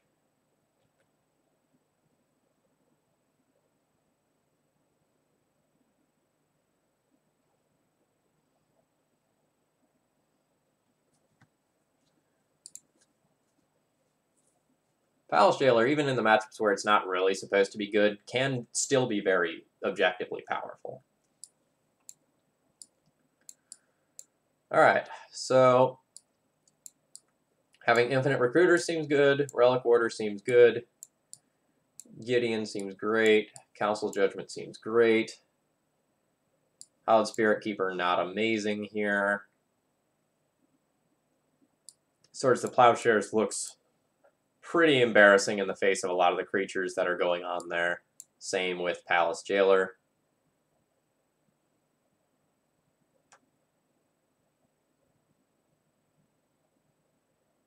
So I usually board Hallowed Spirit Keeper out against white removal, in case that wasn't clear by what I was saying. Yeah, so like if I'm not trying Chalice to get ahead versus Miracles and Grixis control, I need to do something else. So the 4th Recruiter helps a little bit there in that regard.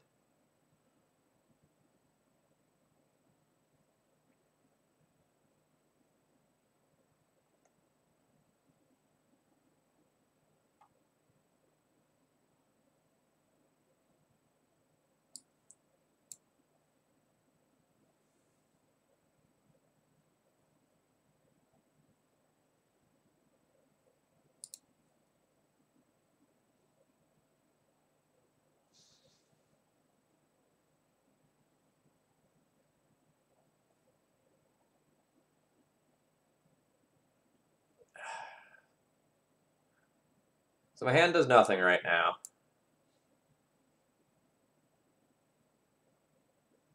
How many... So, but my opponent has mulliganed. So that's nice. How many draws make this good? So Mom, Vile, Stoneforge, Thalia... Not really a Revoker. So I have 4, 8, 12, 13, 14, 15 draws that make this good. Is that fine? 2 chances to hit 1 in 15. This should probably be a mulligan. I would have mulliganed this if my opponent kept their 7. But since they mulliganed, I'm a little more inclined to take a bit of a chance.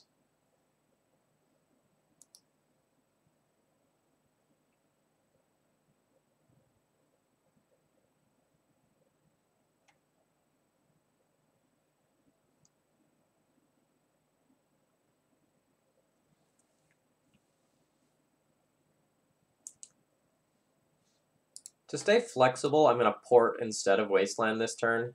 It probably ends up accomplishing approximately the same thing. And if my opponent just brainstorms here, I don't particularly care. Because it's not a full value brainstorm. Like, even if they fetch 1 bad card away, they're not getting to fetch 2 away.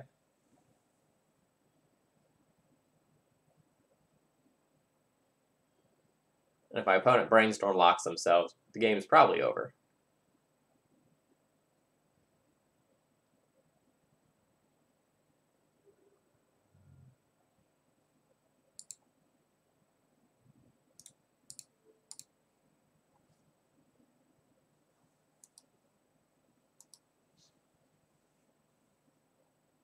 Now I'm just hoping that my opponent doesn't go like Plains into Stoneforge or equivalent.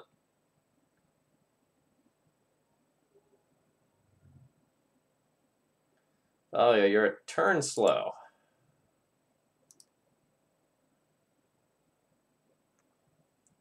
Still not that big of a deal.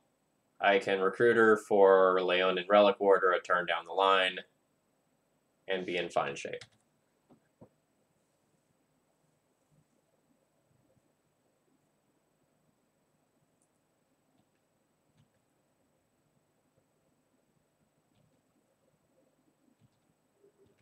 Opponent playing around a Swords to Plowshares here by not attacking in.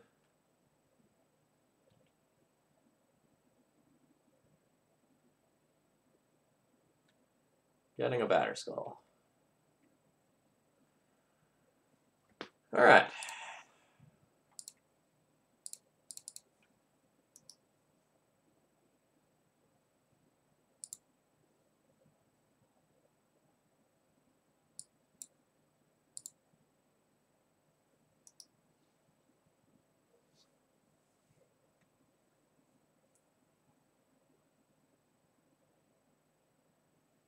That is unfortunate.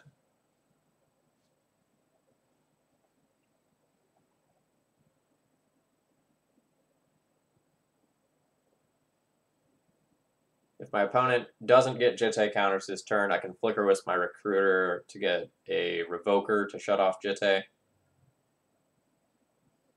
My opponent does get Jitte counters this turn. I can cast a second Recruiter and do the same thing. It's just awkward. Really hoping to draw a Council's Judgment.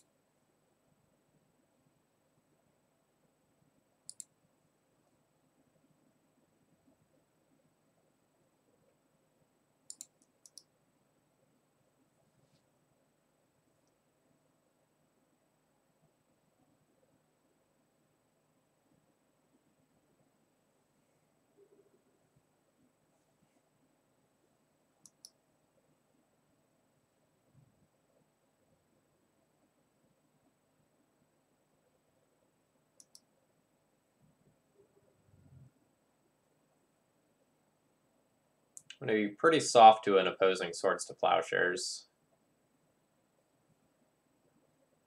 But I don't think there's a lot I can do about that.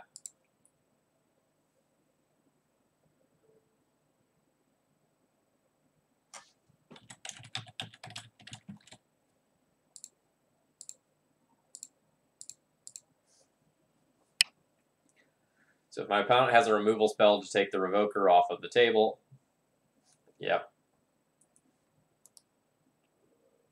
So now my opponent gets to eat both of these with Jitte counters. Although not put in a Batterskull this turn. I think my opponent should have just put in the Batterskull, and then on their turn, Swords to Plowshares. Like, they do so much more damage that way.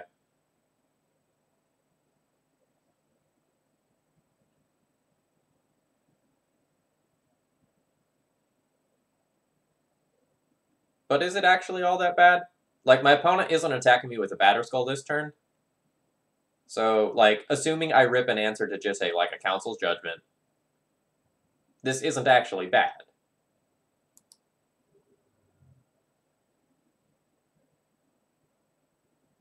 Unfortunately, I did not.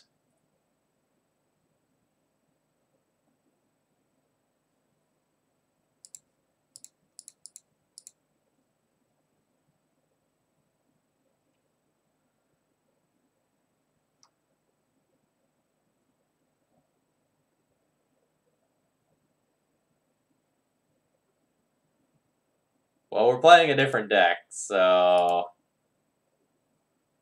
there's that.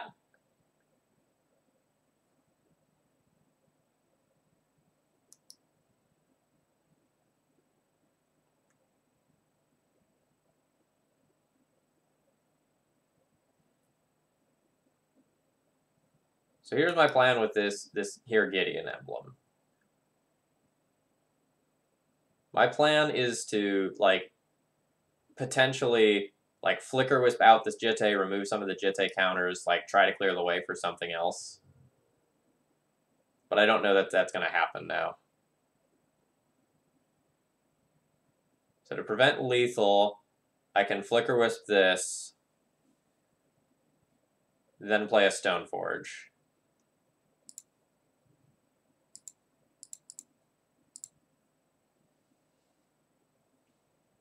But I'm not in good shape.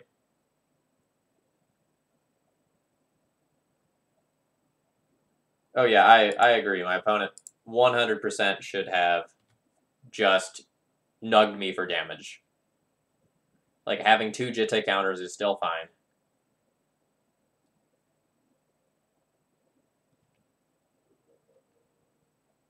Just, like, close the door on the game.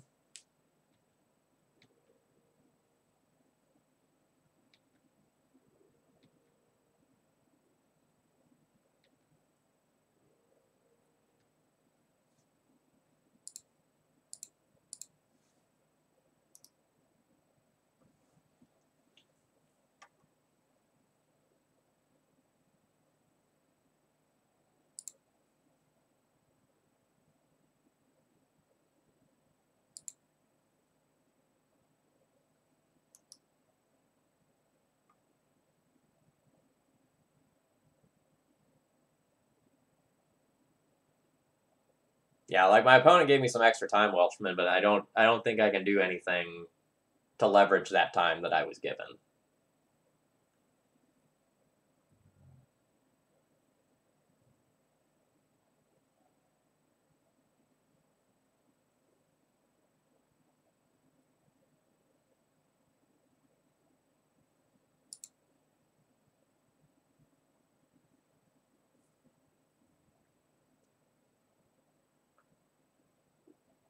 What on earth could you possibly have that's better than equipping Umezawa's Jitte?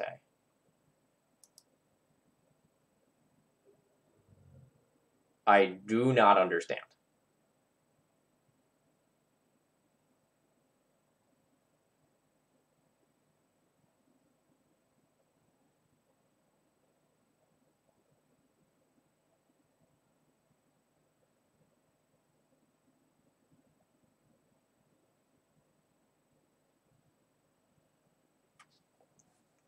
So I know my opponent has Sword of Fire and Ice, but if they wanted to put that in, they could have done so.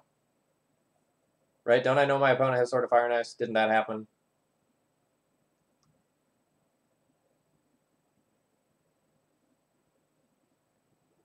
Maybe that didn't happen.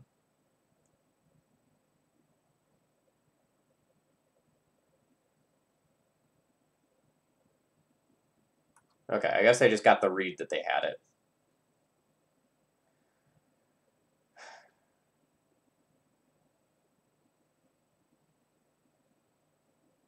Alright, so if my opponent has Sword of Fire and Ice, in order for me not to be dead, I need to present a flyer.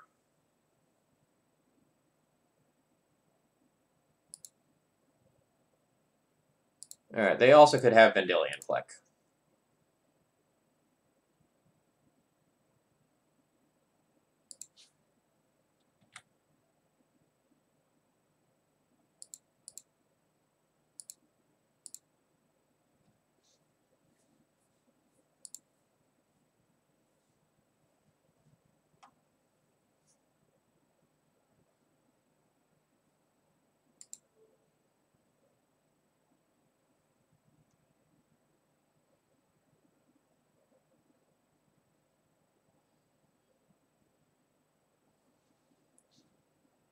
I guess I get my own Sword of Fire and Ice here, so that if I somehow make it around the table, I can get through the Strix.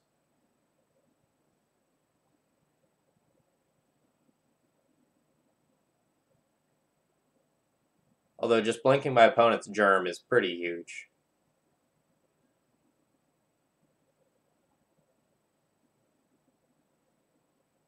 Maybe it isn't. So I'm flicker this here. Because if I flicker the Germ, then my opponent just moves it over to a Strix.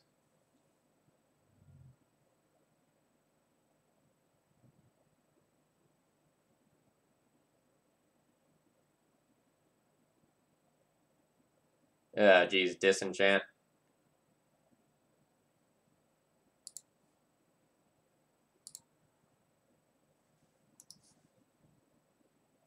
Guess I'm not dead. The Germ stays as a 1/1 because of my Gideon emblem.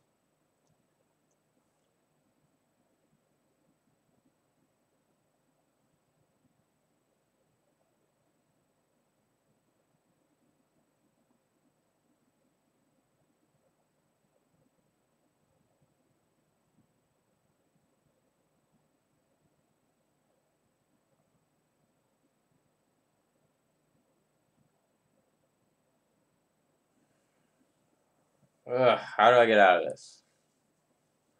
Probably don't. I can probably only... Like, I probably have to trade this. And I need to chump the Germ. If I don't...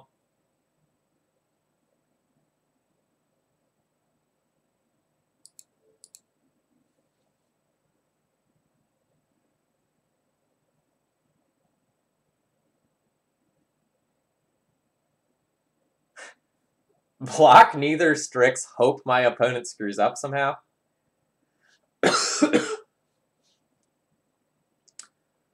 That is intriguing. But I think I need to just, like, block a Strix and take a Strix off the table so that I can hopefully remove the others and then not die in the air somehow.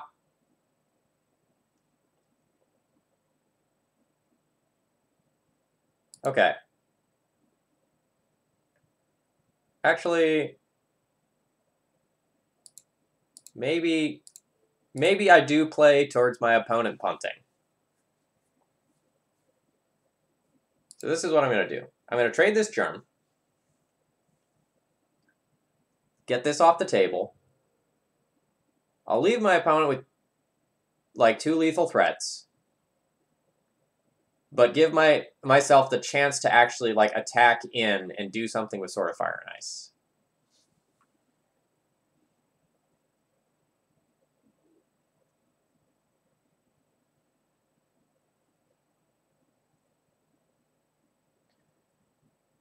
Because if I just trade my Wisp for a Strix, and this Germ token's still here, there's like 0% chance that I get in with Sword of Fire and Ice. Now there's just a low chance. Alright, drawing that sword means that I will just be dead to the Strix. I don't need to think about it.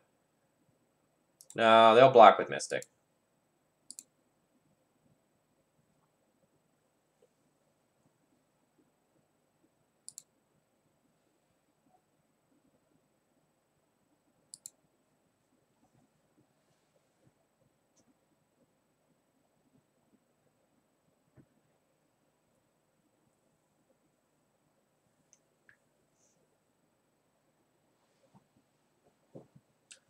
I don't like when my Stoneblade opponents are playing Baleful Strix. It makes everything so much more stressful than normal. Card's super annoying.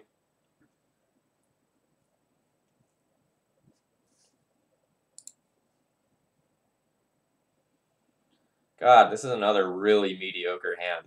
Like, it has Mom in it, which is nice. But I'm doing nothing else other than Mom.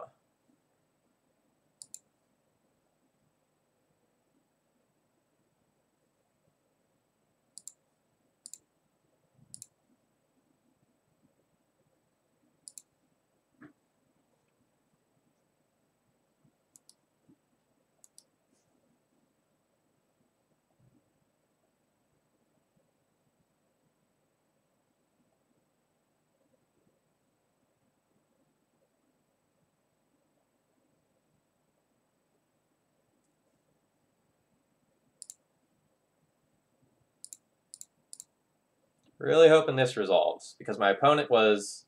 I feel like my opponent is Landlight if they go Pond or Shuffle. So if that is indeed the case, then I just, like, Wasteland them, and Thalia plus Wasteland just, like, mises this game.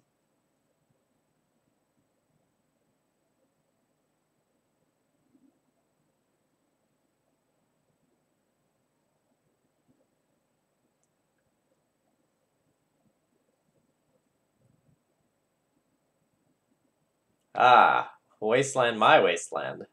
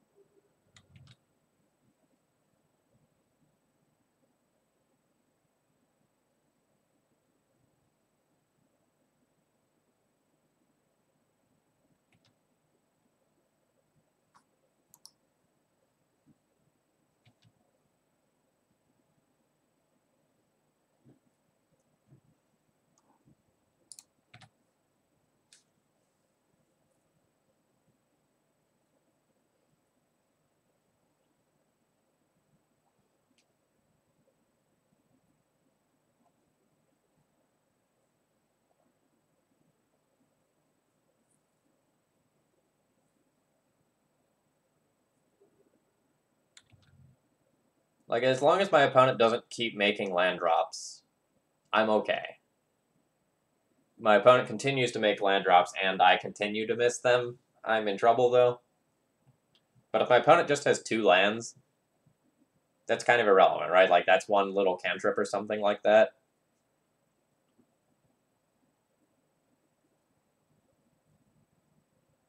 And as soon as I draw one land, I'm in business. Like, if I can cast both the Stoneforge and the Ballista, my hand is actually fine.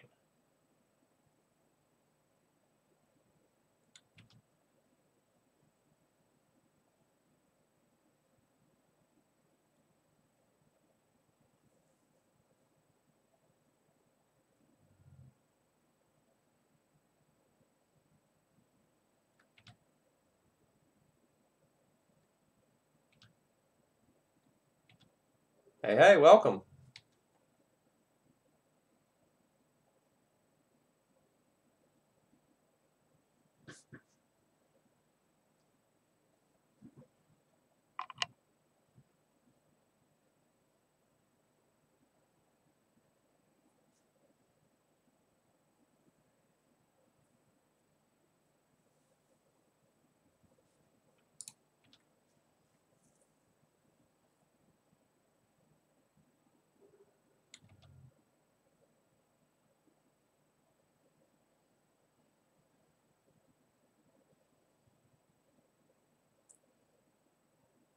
Well, I think my opponent has just ripped running lands for the past 3 turns.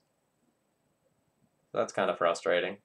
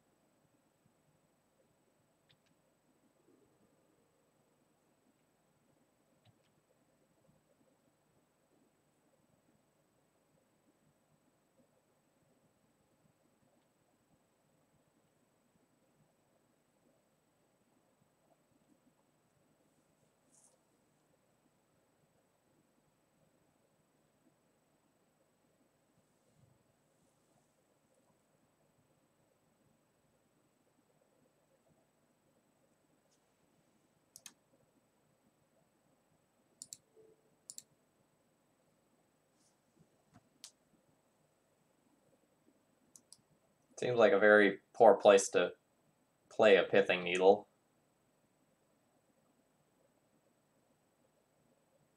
Now what do you name? The Batterskull you know about in my hand? Do you just randomly name Ether Vial? Like, this seems like a wasted card.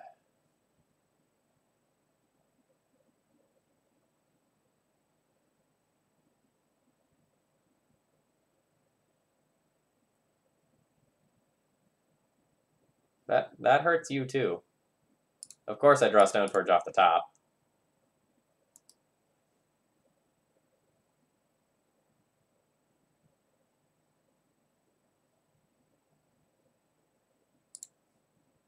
That's super frustrating. Opponent made a terrible play and was super rewarded for it.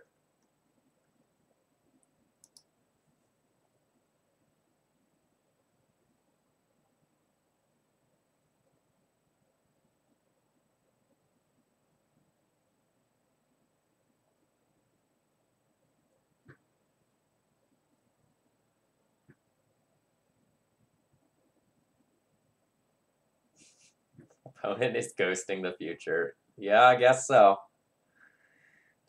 But if this is the best they can do with their knowledge of the future, I'm not buying prophecies from a Leshnam.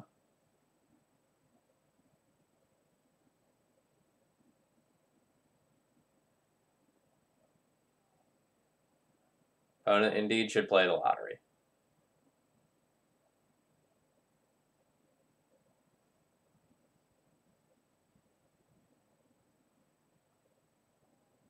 Opponent, what are you doing?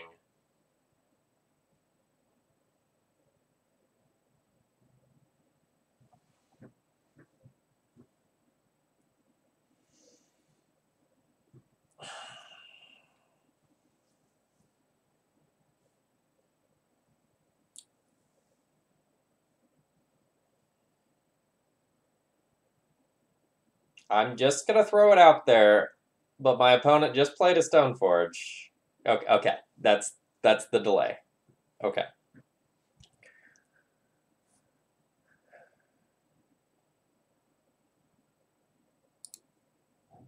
So I think this turn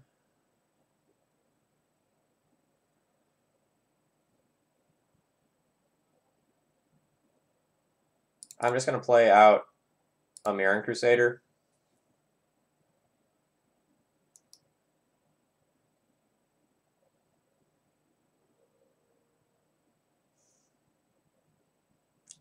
I was about to say, unless my opponent has Swords to Plowshares, that's going to mean that I've more or less invalidated my opponent's next turn.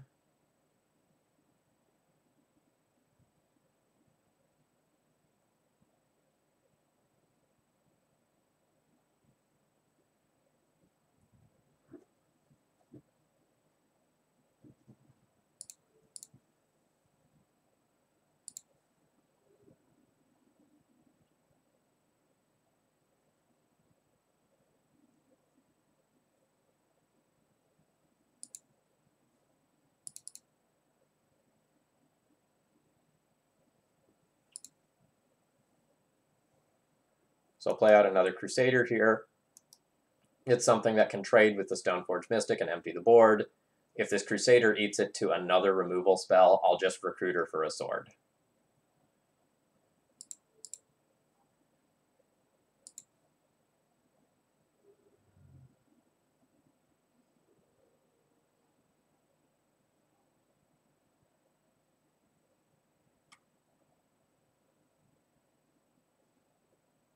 Alright, if opponent has, like, a daze here, I'm just gonna, like, fucking lose my shit.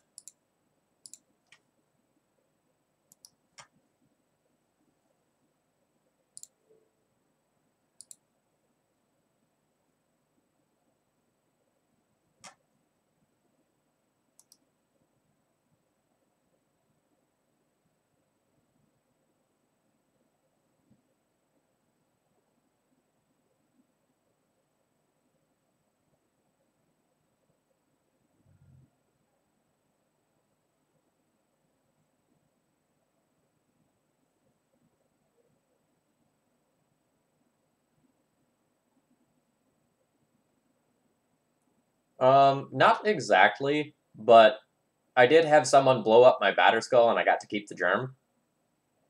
So, like, I've done similar things.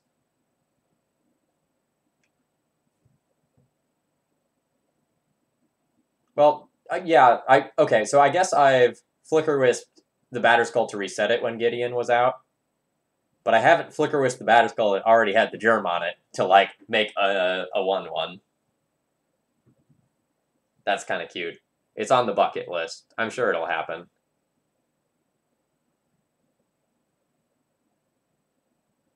Vindicate, target Flicker Wisp. Okay, well, that Flicker Wisp didn't matter. You probably should have just, like, picked up your Batterskull, but whatever.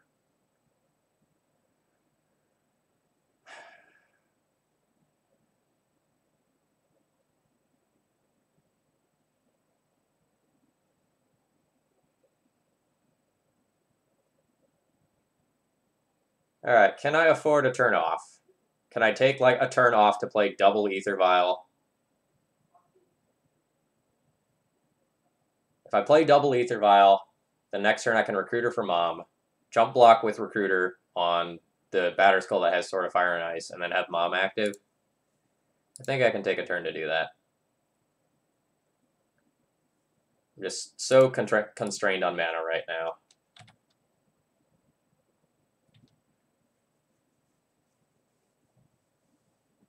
The Reality Acid went quickly. The deck was questionable. What the fuck? Are you fucking kidding me?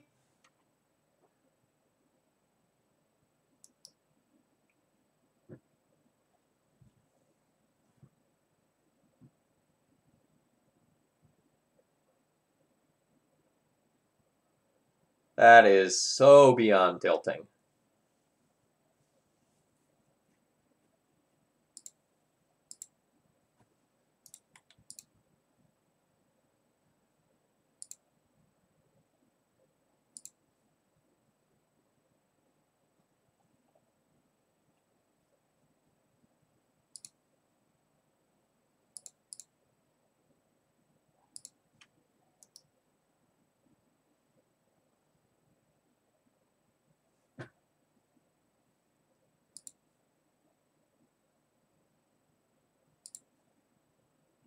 Now my opponent is going to fucking top deck Thoughtseize. Because that's how this round is going.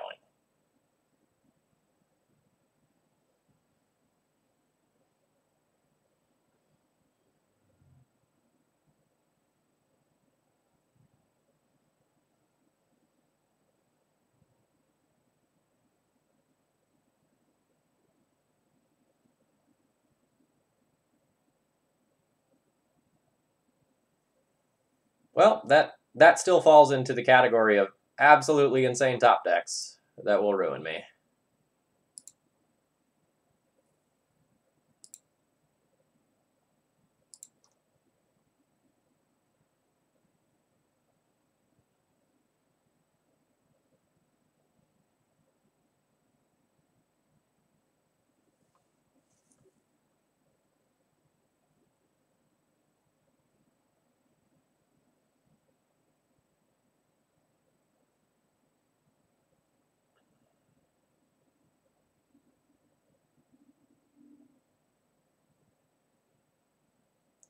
This is probably my only opportunity to eat the Batterskull. But if I eat the Batterskull, then my opponent just suits up Stoneforge and then nugs my Relic Warder. So that's no good. So my opponent is just going to have 3 pieces of equipment and have a heyday.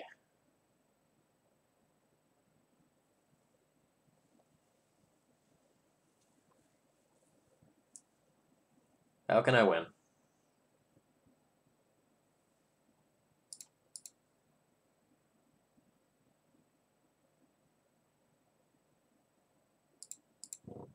Yeah, my opponent has played like absolute shit, but it didn't matter.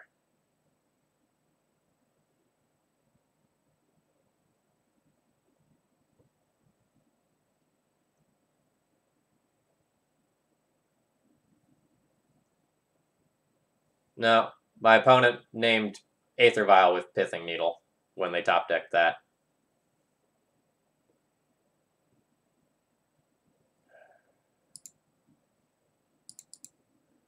I think I have to play towards top decking a land.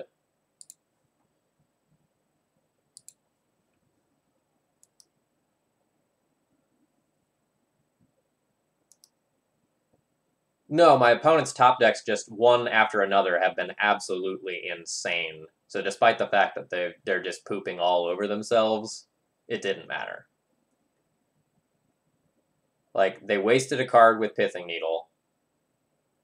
Then they had, like, the perfect top deck for this second Pithing Needle to shut off these.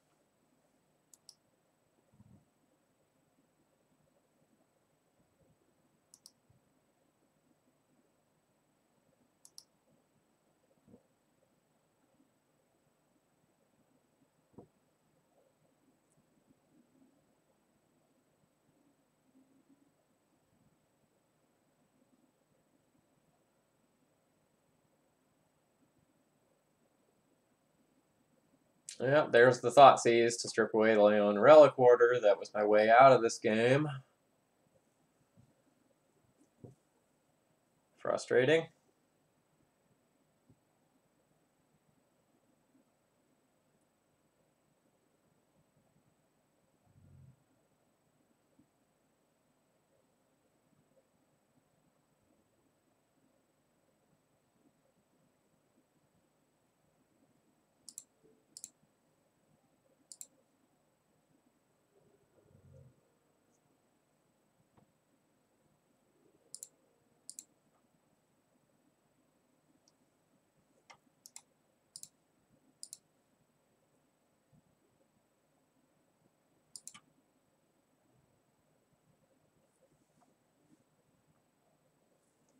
I mean, opponent's playing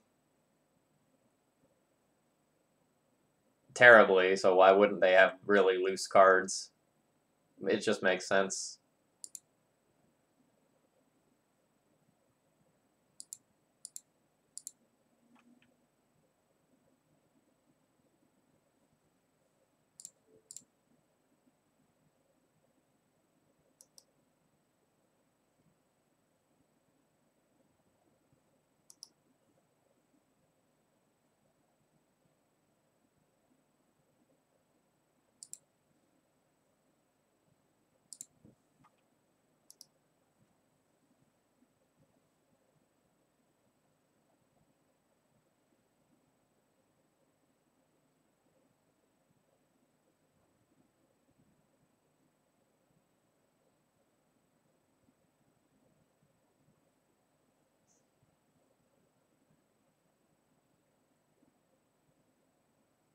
I mean, what about anything my opponent is doing has made you think it was going to be smart?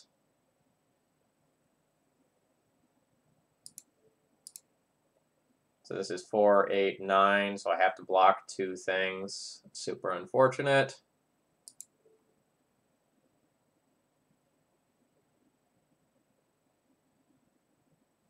Alright, I'm just gonna be dead here. Like, if I just chump block twice, I don't get anywhere.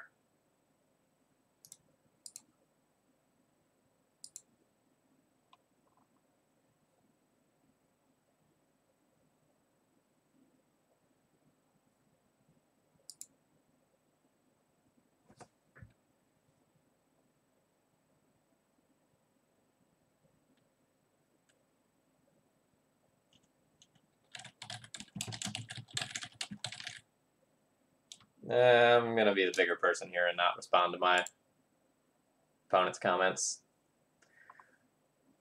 Alright, I'm done for the night. I got no oomph left. I'll catch you all later.